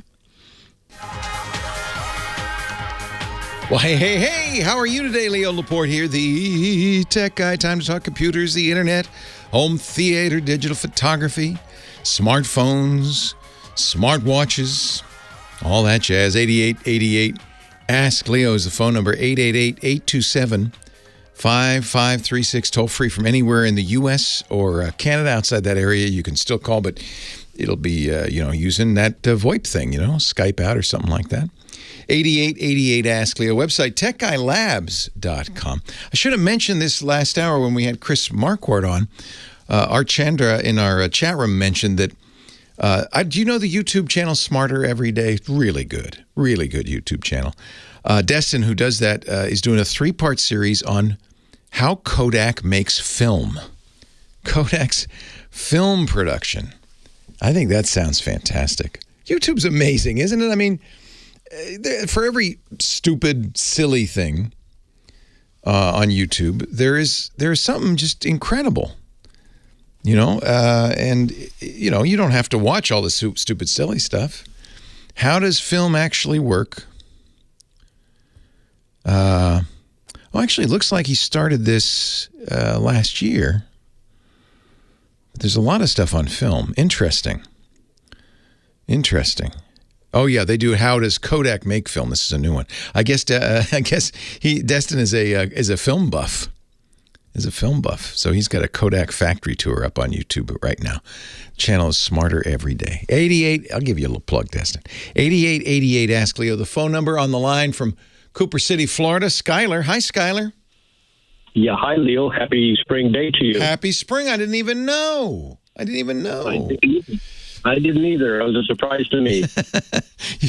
You probably, in Florida, it doesn't matter either way, right? No, it's always spring, except a few times in January, a few weeks in January. That's about it. You get winter for a few weeks. What can I do for you today, Skylar? Well, some time ago, I guess a few years ago, I started digitalizing family videos from VHS or high 8 tape. Right. And I used a program. It was either Sony Vegas or one of the Adobe products. So I've got about 80 tapes that I've done this to. I've got many. Holy cow! Wow. Yeah, a lot of them, many years of family videos. And I've noticed that when I go to play the tape on the computer, it'll play the first few seconds of the video, and then the screen will change to a medium gray color with little dots in rows and columns. It looks like a checkerboard, but with tiny, tiny checkers. And I'm using Windows Media Player. I've tried VLC, and it doesn't get past those first few seconds. So what do you think could be the possible problem with all these videos that I've recorded? Oh, this is going to make me cry. Yeah, it sounds like they weren't captured properly. Your hope is, and it's my hope as well, that the files are fine. It's just you need to play them back in a certain way. But it sounds more like to me, did you monitor them as they were playing back? Yeah, some of them, yes, when I did it, because they'd play 2 hours at a time, so I would play them and watch them. Yeah, and then wander off. But as soon as it seemed like it was going to work, I feel like what you were monitoring, even if it's on the computer, is the playback as it's coming into the computer, but you're not monitoring what is being captured. And it sounds to me like it didn't get captured properly. But let's I mean, if you did 80, that's the worst news possible. So, I mean, good advice in future, do one and make sure you got all the settings right. So you tried playing it back. Here, I'll give you a few other things to try playing it back with. One thing to definitely do is download VideoLAN Client, VLC, from videolan.org. It's free. It is the Swiss Army knife of video playback. It's available for Windows, Mac, Linux, and it can play almost any file of any kind. So usually, the thing that makes me nervous is usually what'll happen if you try to play it back is the program will say, "Oh, I don't know what format this is," or "I can't play it." It won't play a couple of seconds and then die. It'll either play it or not, usually. So I'm hoping there's something going on. Maybe the bit rate is a little off or whatever. First thing to do, download VLC. It's free. You'll get it 5 minutes from now. You'll be able to open those files and selectively open them. Instead of playing it from the beginning, jump to the middle maybe. Take a look. It'll tell you if there's anything in there that's playable. How are the file sizes? Have you looked at those? Are they big? Yeah, some of them are pretty big. Some of the tapes are like maybe 10, 15 gigabytes. They're huge. Okay. Well, that means you captured some data. Let's just hope it's not a gray screen with dots. I'm going to hope it's a playback thing, okay? And what did you say you were playing it back with, Sony Vegas? Well, that's how I captured. Or Windows, or Windows Media Player. Well, first thing to do, open it in Sony Vegas and see if you can play it in Sony Vegas. It made it. If it made it, it should be able to play it back. So that's one way to see if you've got the data, right? Yeah, okay. Because I did try VLC, and it didn't play it as well. It did the same exact thing. Did the same thing. Oy, oy, oy. Yeah.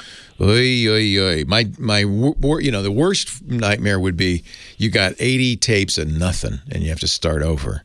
That's 160 hours of hard work. So open it in Vegas. Open in Vegas. See if you can see it in Vegas. So Vegas will play back that file. And if it does, oh, hallelujah, the data is there. It's just somehow it's stored in a format that even VLC can't see. But that's solvable. That's solvable. Vegas has a variety of ways to export the file. And so it's possible, completely possible to export in a way that just, VLC and Windows Media Player just can't handle. Let's cross our fingers that that's what happened.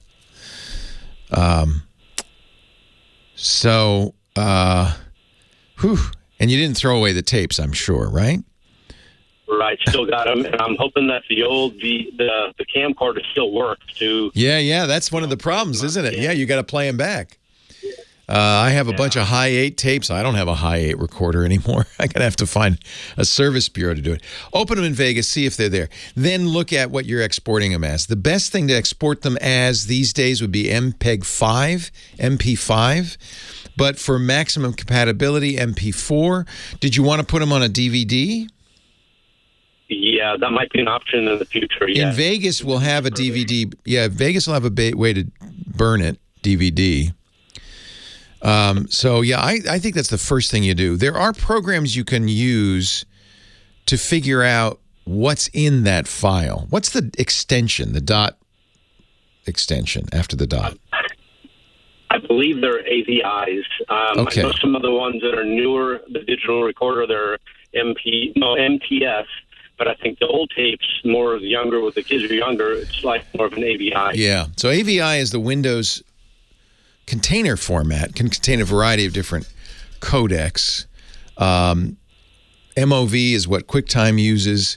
MPS, not sure what MPS is. Probably it's an MPEG file format. Yeah, I would open them. I'm crossing my fingers for you. I'm feeling for you. Yeah. Open it in Vegas. You made them with Vegas. You captured them with Vegas.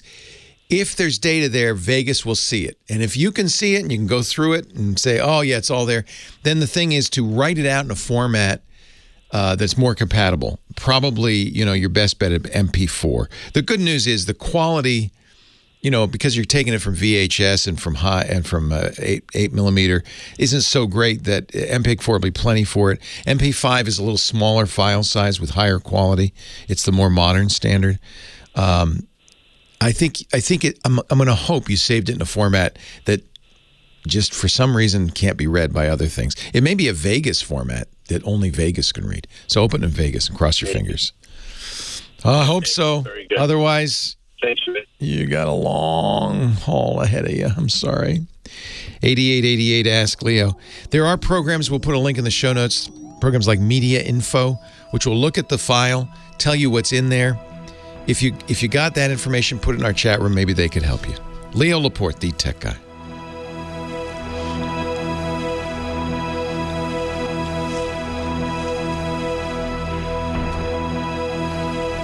So do you do a dad joke of the week every week? Is that part of This Week in Space, Rod Pyle?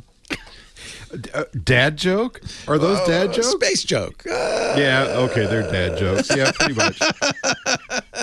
The first one was kind of a boink at the end, but your lovely crew finally came up with some sound effects, and to my great delight, mine got claps and Tarek's got growls. So I appreciate that. Yeah.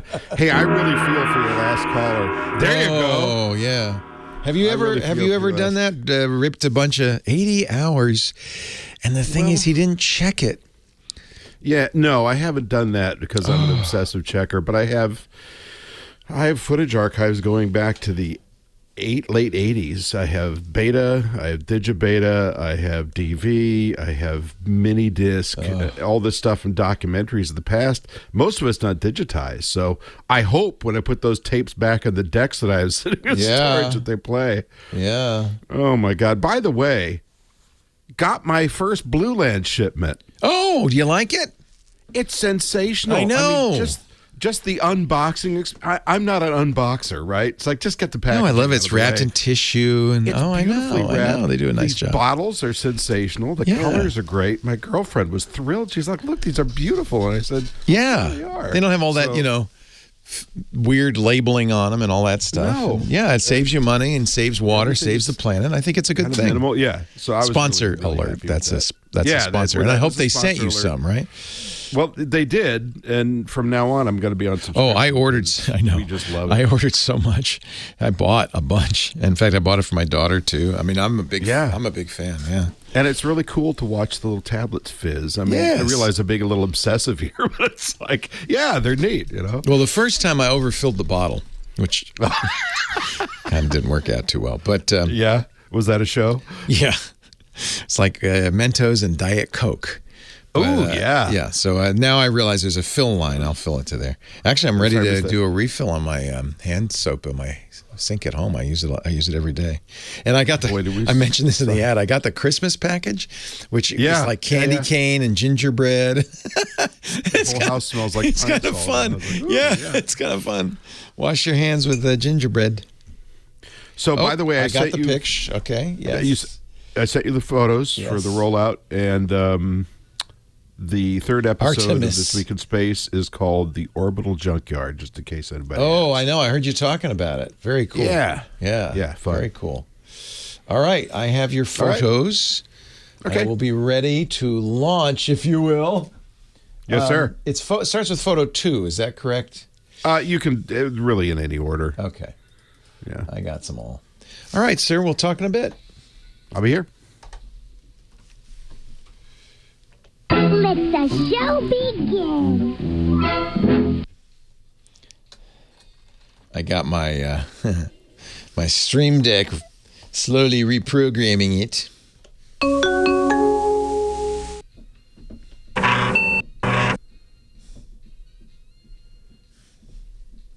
Danger! You can. I just have the, it was enough just programming the damn things. So I just have the names. But, you could do that. But, so I don't know why, but I probably moved the files. So I have to fill them all up. And I have several pages. So these are, they lost the file. So I did the first page. I think I started The second page. Yeah.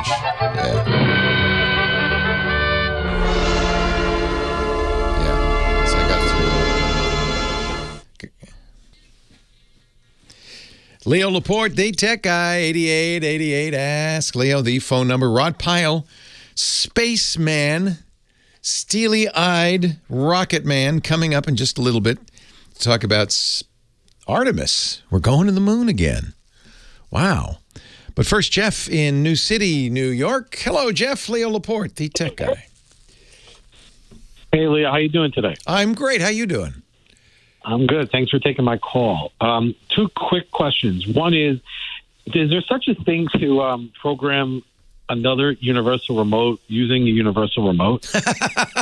Yeah, that should work. It's universal remotes all the way down. Because when you program a universal remote, you just put it head-to-head with the original remote, press the button, the original remote, press the programming button, and then it learns it. And all it's looking at is the infrared. You can't see it, but there's light coming from the original remote that is invisible to the human eye because it's infrared. And then it goes into the programmable remote. And in order for the programmable remote to work, it has to send those exact same infrared light signals to the TV so it knows them. So you should be able to continue without any degradation even, program all the way down. Now, this is kind of an old-fashioned way of doing it. More modern universal remotes don't need to be programmed. But, if that's what you got. I'm sad because the company that made the best universal remotes, Logitech, has discontinued their Harmony line. And Harmonies were great because the Harmony, you wouldn't have to program. They had a massive database of pre-programmed settings, and all you do is you download it to your remote, log into your account, and it would know. But Logitech decided, I'm not sure why, that there wasn't a market for these anymore. So. Yeah, because it's a universal company. It's actually universal, RF20. And I had it programmed for years, and I keep going to eBay and buying replacements, and they keep not working after a while. Oh, you can't program one or the other, huh? Huh. Yeah, do you program them as I described, or you put them kind of head to head? And yeah, and I can do it now because it's still on its last leg. It'll allow me to do it, but I'm thinking of getting off that system and getting a different one, but I don't want to reprogram everything all over again. I don't blame you. It looks like, that's really interesting because if you go to Logitech.com, it looks like they're still selling the Harmonies. Maybe they changed their mind. That's the one I would buy for sure. The Harmony, there are a variety of them. The most simple one, I think, was the Harmony 1. It looks like they don't sell that one anymore. Now these work. I think one of the reasons this changed is because of the voice assistants. And a lot of TVs will work with Amazon's Echo or the Google Assistant. If you can't, I would get a Harmony if I were you. They see, like the Harmony Hub is fine. That works. Actually, the way that works is kind of interesting. That works with your smartphone. It's just a little puck you put in the TV cabinet. It has, if it needs them, it has IR blasters that you can put closer to the instrument that you want to control, and then it uses your smartphone to talk to it. And that's $99. That's really a good way to do it. But they have a variety there, including the Home and the Pro. I used to use a Harmony 1. I don't know if they still sell that one. Logitech said they're going to sell remaining stock. Okay. So they've discontinued making them, but apparently they have a fairly hefty inventory because they're still selling them. So that's the one I'd recommend for sure, with the caveat that, they may not be making more of them. The other way to go is, and I would even maybe say this is the way to go, is to look at something like the Amazon Fire TV Cube. The Cube is a Fire TV, so it's like a Roku or an Apple TV. It's a streaming device by itself, but it works with voice commands and will control all the stuff. So it is still like a universal remote, but you talk to it. So I can walk in the room and I say to the Cube, turn on the TV. Or I can even say, Cube, let's watch the game. And it will know what to turn on the satellite dish or the cable box. It'll know what channel to tune to. It'll turn on the TV. It'll turn on the receiver, turn on the sound, do all of that stuff. You can pre-program it. So my guess is that this is why Logitech kind of got out of the business, because they saw their businesses being eaten up by these voice assistants. So I looked into that because I know the new one, the Cube, the new one, you can even hook up a camera to it. Yeah, I saw the second generation. You could do and it's fairly cheap. The only negative on the Fire TV stuff is it's a little Amazon friendly. So they're gonna, put the Amazon shows up on the splash screen and stuff like that. But the Cube really works quite well. I mean, I was very impressed by it. And I got the original Cube. It's only $70, so it's cheaper than any remote. So if you can't get a remote, and again, the Harmony One is, that's the best universal remote ever made as far as I'm concerned. The Fire TV Cube might be an interesting alternative. Not exactly like a remote, but you use your voice. So pretty cool. Yeah, because the only reason I went for universal RF is because it's hidden behind a wall and it's radio frequency, the one I'm using. Ah, that's okay. Now I understand, because it's not using IR. So it has to program it through radio frequency. That's interesting. So you don't have to point the heads at each other. You just have to have them nearby. But yeah, that's a big problem. So I think RF might not work with the Cube. You do get these IR blasters. So if you can get an IR blaster through a hole in the wall to where the device is, it might still work. I don't know how it works with RF. That's an interesting question. So really what you want is a RF-based, radio frequency-based universal remote. Almost all the universal remotes out there that I know of are infrared or light-based. Except for the one I have. Yeah. 20. Yeah. Yeah. Which they don't make anymore. I don't even know if the Harmonies had RF capabilities. That's really an interesting question. Maybe the chat room does. I'm looking at the Logitech Harmony 650 665 to see if it does RF. Because that's a whole different kettle of fish. You have kind of a specialized situation because everything's out of sight. Yeah, because I hid everything behind a wall when I designed the room. So. Yeah, smart. Yeah, smart. That's a good way to do it. Except for this one little problem. So for that, actually, the Harmony that I talked about, the little puck, you put that behind the wall too, and then that's using Wi-Fi to be controlled from your phone. So that would work sort of the same way. It's still RF, but it's a little bit different kind of RF. It's using Wi-Fi. You can use an iPad for it too, right? Yeah, and then you can use an iPad, exactly. So that'd be another way to look at it. And you'd be putting that puck. It puts out a pretty broad field. Now I have to think about it though. If you yeah, I'll have to do some research. Not sure if that'll work. Leo Laporte, the tech guy. Oh, the Cube has an RF blaster. All right. So there's the good news. Thank you, Scooter X, as always. The Fire TV Cube has an RF blaster, so that solves the whole problem. I like the Cube. And I'd be nervous about buying a Harmony at this point because, if you've discontinued something, how long are you... The Harmony relies on the server. This is funny from Logitech. We get lots of emails from customers asking, will my Harmony remotes control my RF device?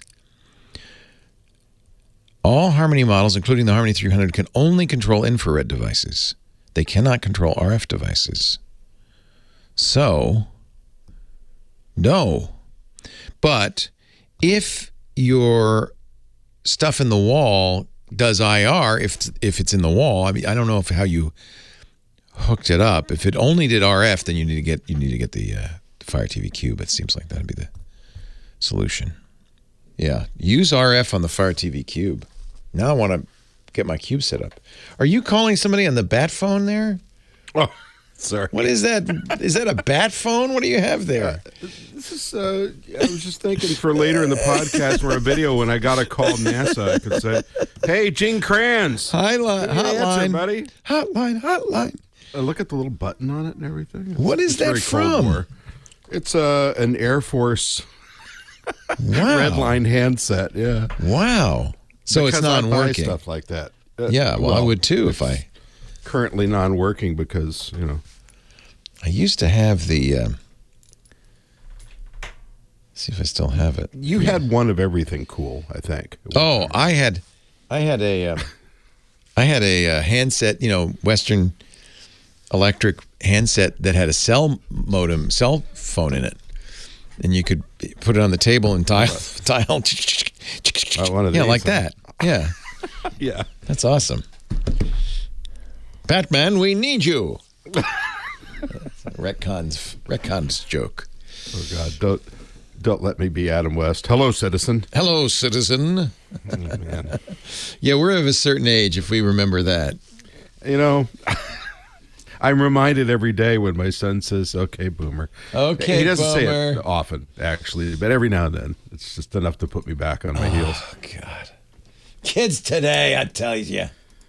Yeah, the problem is they're usually right, but we just weren't brave enough to say it to our fathers because they didn't laugh and go, right.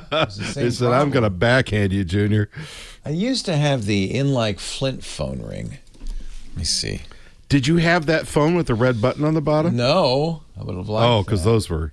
I know what you mean. The ones that, they were beautiful. Weren't they cool? They were really good. We talked about that. Somebody made a replica. Didn't it end up in the Museum of Modern Art? Oh, yeah. It was a classic. Yeah, those were kind of impractical. Yeah. But they were very cool looking. What was the name of those? I remember talking about that with somebody. Yeah. It always reminded me of an updated version of the Addams Family candlestick phone, You rang. You rang. Oh, Lurch.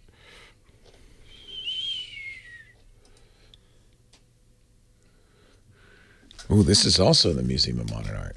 Wouldn't mind that. Oh, look at that. Oh, I bet that's a pulse phone, though. It just looks like a pulse phone. Yeah. I took foolishly looked up MoMA and phone. Uh-oh, you're going to be shopping now. Oh, look at that. Emergency. It's time for our rocket man. Rod Pyle is here, the author of Space 2.0, Amazing Space Stories, Interplanetary Robots, First Blueprint for a Battle Star. I got all the books here. First on the Moon, editor-in-chief of Ad Astra magazine, from Space, the National Space Society, NSS.org, and most recently host of This Week in Space with Tariq Malik of space.com. How's that show going, by the way? Great podcasts. Really great. It's going well. We're having a good time. We're on our third public episode, which I guess is our seventh overall, seventh or eighth. And it's just been a real pleasure. It's fun working with him. It's fun working with your folks. And my favorite feature is the dueling space jokes. That's always fun. Oh, they're sad, aren't they? Dad's in space. Yeah, I know. And we're both dads, so they kind of It's perfect. Anyway, that's at twit.tv/TWIS. That's our podcast network. This Week in Tech, twit.tv/This Week in Space. I know it's confusing. TWI. It is. Yes. Twist. We're going to the moon, baby. Wow. So first moon rocket in 50 years rolled out of the vehicle assembly building. Oh, it's a big week. one, too. Let me tell you. It's a big one. It's a little shorter than the Saturn V. The Saturn V was 363 feet. I think this is 322 in its current configuration. But it's confusing because this is block one of the Space Launch System. So there's going to be a block 1, block 1B. What does that mean? Block 1. Well, they get bigger upper stages. So, So this isn't the whole rocket? Well, this is the current configuration of the rocket. This is the first outing for this rocket. Let's bear in mind this thing's been under construction, or design at least, in one form or another for almost 20 years. And this is all Is that why it's so hardware. rusty at the bottom there like that? That's actually a space shuttle, basically a derivation of a space shuttle external tank. That's orange foam that's sprayed on it. That's insulation. Oh, okay. And then they took 4 space shuttle engines. 4? Actually, is that what these little side ones. things are? No. Yes, but let's go from top to bottom. There's the escape rocket. So there's the escape rocket. There's the Orion capsule just below that, which looks a little like the Apollo capsule or the SpaceX Dragon. It's about a third bigger than Apollo. Then you got that straight white part that you got the cursor on, which is the service module, and that's the engine that drives the Orion capsule in and out of lunar orbit. So it's the last engine to stay and the littlest engine, and it's just there to kind of toot around the universe, but not do anything more. Yeah, and much smaller than the one Apollo had, which is weird because we got a bigger capsule but a smaller engine. But you don't need a lot. There's an arrangement with the Europeans, and it gets very complicated. Then you've got that conical stage. Yeah, that's empty right now. Okay. That's just an adapter. Does it say this space for rent? Is that what that says? Okay. Probably. Yeah. Okay. No, it says This Week in Space. Oh, look at that. Rod Pyle goes here.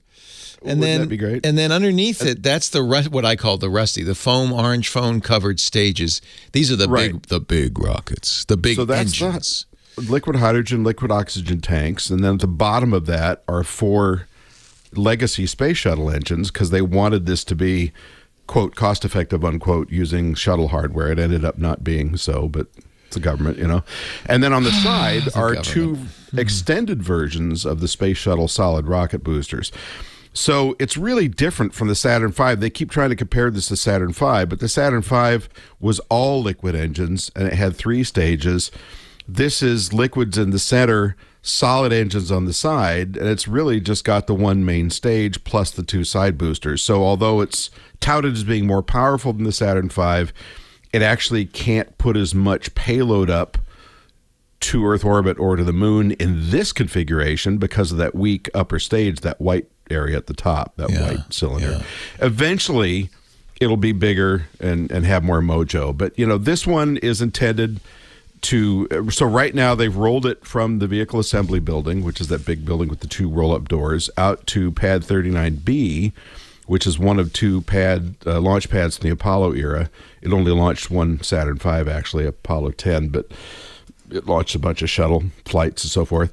But they've leased 39A to SpaceX, so 39B is their remaining big launch pad. So it's rolling out there for the next couple of weeks. They're going to do tests with it. They're going to tank it up full of fuel, then drain the fuel out. They test the computers. They test all the connections that you see that fly off when the rocket launches. You remember all those shots of the Saturn V with the swing arms and the hoses and clamps and stuff. The gantry, right? And then they test the ground crew. You got to test all your procedures. So doing their very best to make sure everything's going to work fine. Then they roll it back into the vehicle assembly building and hopes that it'll come back out and we'll have a launch in May or June. Or as I was betting Tarek on the podcast, maybe July. So we don't even know. One of us is going to owe the other a drink. Now, the launch, what will it do? Just go up and down? No. So it's going to take an uncrewed Orion capsule out in a very large looping trajectory out past the moon, go into lunar orbit, hang out for quite a while, and then come back. So this will be anywhere from 3 weeks to a month. So they're going to go all the way, just not with a payload. Not with people. Just to show you can do it. Yeah, it's testing life support. That's the flight that's going to test the Alexa on. Oh, I said it. I'm sorry. The Amazon Alexa Echo onboard system. How are they going to do that? There's nobody on board. They got a mannequin on board. Really? And they're going to have a speaker next to them. And so is this where in an earlier, less enlightened day you'd put a chimpanzee or a dog in the capsule, or no? Yeah, we don't do that anymore. Now. We don't do that anymore. Although there are a couple of people I would nominate for it, but you're not allowed to do that. So Pete Davidson is not available apparently. So don't. Apparently not. Yeah, nor is Kanye. Yeah. So this is just some numbers. This is 322 feet tall. The Saturn V is 363, and you can see when this one's the vehicle assembly building door, the roll up door, was made perfectly sized for the Saturn V. Just cleared it on all sides. This one's a little short. But so it's a little shorter. Does that mean they couldn't make a bigger one because the door isn't big enough? No. It just means that, again, they're trying to use as much leftover hardware from the shuttle as they could. Sure, reuse, recycle. I know that was the idea, but it didn't really work out that way. It ended up being more expensive, and in fact, The latest estimate is for this thing, you're sitting down, that's good, $2 billion with a B per flight. Oh, that's and the shuttle too was much. retired partially because it was too expensive at about $1.5 billion per flight. So it's not really working out to be cheaper, and it's a throwaway rocket. So now you start thinking about, okay, what about SpaceX and the Starship? We should have had Elon do this whole thing. Well, but, there's always that chance Elon could wake up one morning and say, this rocket business is for the birds. Right. I'm not making enough money. Right. Or something, heaven forbid, could happen to him. Jeff Bezos could. Yeah, but can I say some something kind of obstacle. a little controversial? Yeah. Sure. The problem is the Rockwells and the Lockheeds of the world have to spend a lot of money on Congress, and they have a lot of lobbying power. And I have to think a lot of this is not that we're worried Elon won't stay in the business or Jeff won't. You can do it contractually so they can't bow out, but just that they haven't spent enough money on Congress. Well, there's that, and they have shareholders, and Blue Origin and SpaceX are privately held. But again, something happens to Elon, and he's no longer in charge. You don't know what direction the company is going to go. Contract. They have to fulfill the contract. They're not going to. Let's just call this. This is the. What if Mr. Lockheed gets tired of it? This is the safety rocket, right? This is the one that we know is going to work. When will it go to the moon? It's going to go. So the plans are it should launch on that uncrewed flight in May or June. We hope. Yeah, but Maybe when will August. when will people be on the moon? When's the next Neil Armstrong? Year and a half after that, assuming everything works out well. So keep your fingers crossed. In other words, not in my lifetime. Rod Pyle. Oh, now. Space.nss.org. Don't say that. Don't say that, or I'll have to call Gene Kranz on you. Get the red phone. Get the red phone. So this is the thing. We were hoping maybe it'd be fun to get credentials to go out and see the launch. But if you don't know when it's going to be, you can't really plan. Well, you're just going to have to do 3 or 4. Have to be flexible. Actually, for you, you'd have to do about 20 shows in Florida if you're out there. You'd have to go out and if it didn't, and it's probably a 50-50 chance that you wouldn't launch that day, and then you'd have to come back. And how tight is the window to launching to the moon? Is it?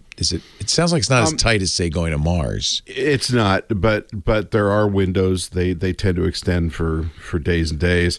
The good thing is there's still enough of that old space age stuff down at Cocoa Beach. If we got a 24-hour delay, we could drive down and see all those wacky Googie style hotels down on the shore just below Cape Canaveral where all the mermaids used to swim in the pools and the astronauts used that would be kind of fun. Watch where Alan Shepard umbrellas, drove his Mustang into the that'd be fun. That'd be fun. Relive the right stuff. Well, I mean that was I've always wanted to do that. I don't know, maybe someday. Well, my hope, I'd like to say that when they get to SLS 3, 4, 5, then it's going to be more consistent. But I don't know if they're going to get to 3, 4, and 5. I know they're going to fly at least 2 of them. Jerry Parnell always believed in citizen space, not government space. And of course, he hated government. I mean, he was he was a John Bircher. He was pretty much anti-government. But I guess, he's maybe being proven right because the commercial entities seem to be making much better progress, much faster. Yeah, but it's such a different approach. There's Elon who just, and I'm exaggerating here, but who just kind of puts it together, throws it up, and then sees what happens. There's Blue Origin who's taking a slower approach. Much slower, but they've got a huge new facility at Kennedy Space Center that is apparently just stunning. I haven't been inside, but it's immense. So they're building big rockets out there. So we'll see that within the next year and a half.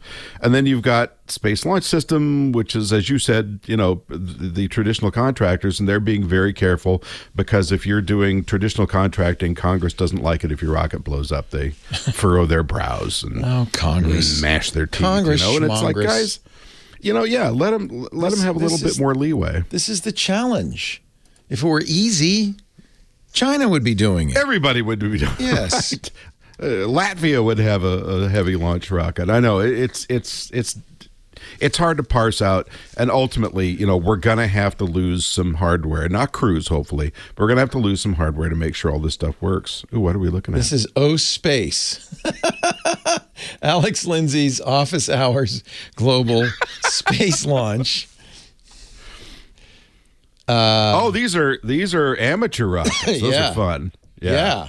And they did a whole thing like it's Walter Cronkite out here. It reminds you of my randomized launch computer that I used to use. Look at this. Flying Look at this. rockets myself. I'm sorry, can you repeat that question? It was cutting out and coming back here in the countdown and the rocket. Wait a minute. Then like that comes up. Grown-ups. The rocket's nice and far away. Here are the dads. Look at that. Yeah, these are high power toy rockets. Yeah, this thing went pretty high. And they're not toys. I got an email. Well, they're a little more expensive. One of our than toys. listeners. They're not. I asked them, "Is this an Estes?" And they said, "No." No. This these have engines the size of your forearm. Yeah. Come on, launch that sucker. Come on, we want to watch the launch. All right, Rod, I got to run. All right, thank you. Thank you for letting me be your tech guy this week and every week. I really appreciate the opportunity to talk to you all about tech. Thanks to Professor Laura, our musical director, who brings you the tunes and presses the buttons and makes sure nobody does anything nasty on the air. She's got her finger on the magic red button, right? Right? And then thanks to, she hasn't had to press it yet. Good job, everybody. Thanks to our wonderful phone angel, Kim Schaffer, for taking your calls and putting you on the air. Thanks to everybody who listens. Thanks to everybody who calls. I am honored and delighted to be your tech guy. We got time for a couple more calls at 8888 Ask Leo before we wrap things up. Let's say hi to Ram, San Diego, California. Hi, Ram. Yes. Hi, Leo. Welcome. I have a karaoke system that has an HDMI output. Okay. So I had that cable connected to a Bose home theater 5-speaker system. Oh, nice. What songs do you? What's your specialty? What song do you sing? You mean my background? No, yeah. When you sing karaoke, what do you sing? Yeah, what's your? Just the regular oldies. I'm not going to make you sing. Don't worry, Ram. All right, so it's hooked up. It's hooked up to a very nice surround sound system via HDMI. The okay. Bose, and then so the Bose controller has an HDMI output. I put it out to a 75-inch TV. Oh, nice. Yes. I want to come to a party at your house.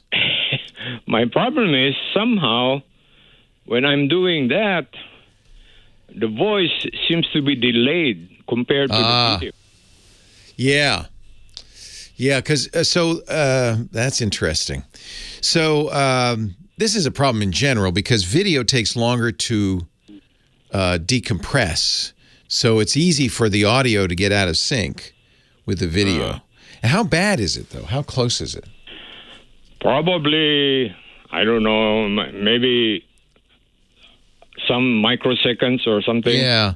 But so it's kind of obvious. Yeah, it's very annoying because we are very well tuned. Our brains and minds are very well tuned to lip sync. And if somebody's even 10 milliseconds off, 1/100th of a second off, you notice it, don't you? So what could have been the thing that I missed? I'm not sure about the Bose. Many devices like this will have a setting that will allow you to synchronize them. And it'll do it by slowing down the audio. So look in the TV.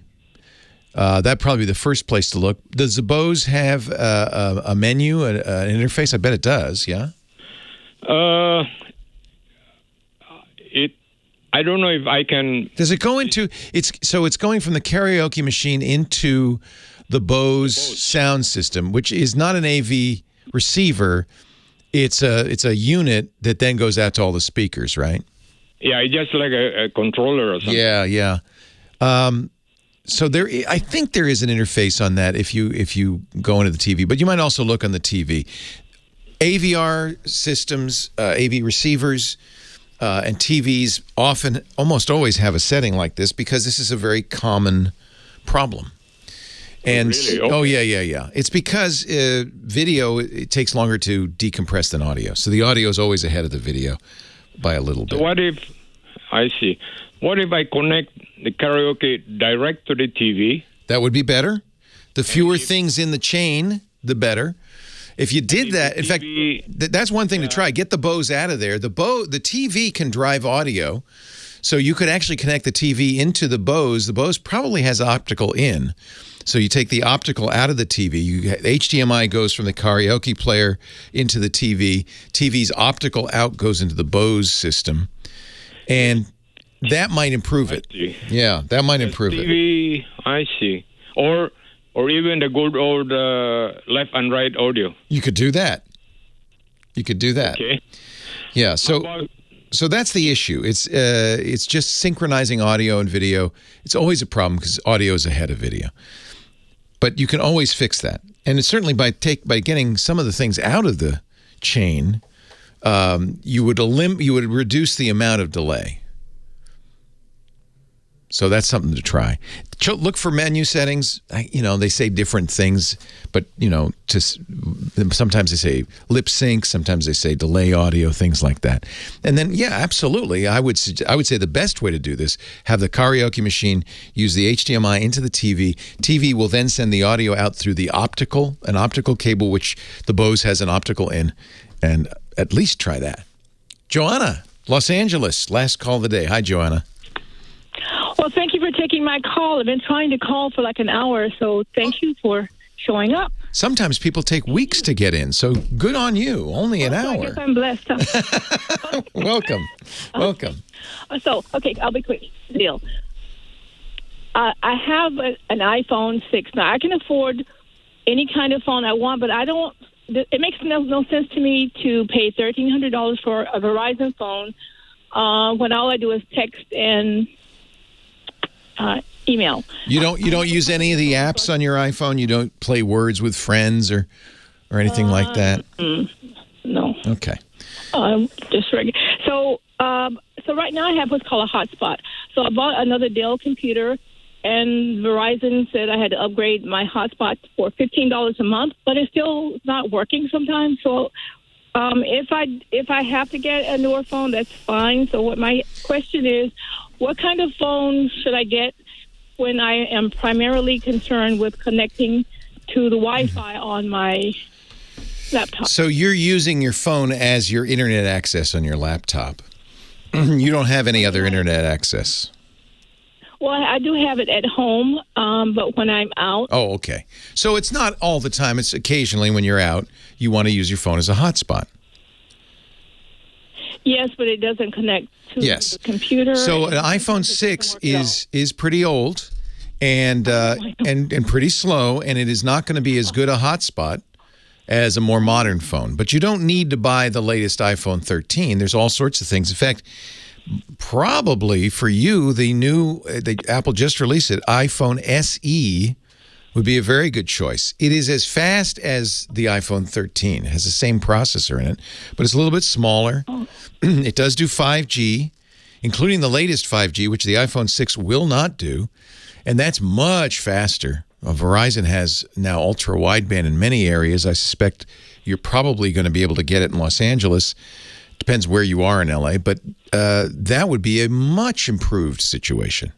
Yes, you'll still have to pay Verizon the $15 for hotspotting, but it will work much better. Yeah. So I would... So an iPhone SE? The brand new, they just announced it a week ago. iPhone SE with 5G. Really, really nice. Fairly inexpensive, under $500, half the price. And it is very modern. It's $429 at the bottom, and if you want to get more storage, which doesn't sound like you need, you could spend a little bit more. But $429 is exactly what you want. That will be the best hotspot for the price. Woohoo! It was worth it for an hour to wait. Thank you for calling. You were waiting for. Thank you. Thanks, Joanna. Bye-bye. Yeah, actually, this is amazing, really. It's got the A15 Bionic chip, which is the same as in the iPhone 13. And because 5G has gotten so much better, an old iPhone, an iPhone 6, won't work with the latest Verizon 5G. So get a phone that will, especially if you want it to work with the ultra wideband, which is, there's 3 bands. There's low band, mid band, and high band. And the mid band is much more prevalent, easier to get, and is very, very fast if you're near the tower. It's amazing. Be a very good choice for high-speed internet access. That's it for the show. Thank you all for joining me. I appreciate it. Bring the music up behind me, boys. It's time to say have a wonderful week. Stay safe, stay well. I'll be back next time. I hope you will too. This is Leo Laporte, your tech guy. Have a great Geek Week. Well, that's it for the Tech Guy Show for today. Thank you so much for being here. And don't forget, TWIT, T-W-I-T. It stands for This Week in Tech, and you'll find it at twit.tv, including the podcasts for this show. We talk about Windows on Windows Weekly, Macintosh on Mac Break Weekly, iPads, iPhones, Apple Watches on iOS Today, security on Security Now. I mean, I can go on and on and on. And, of course, the big show every Sunday afternoon, This Week in Tech. You'll find it all at twit.tv. And I'll be back next week with another great Tech Guys show. Thanks for joining me. We'll see you next time.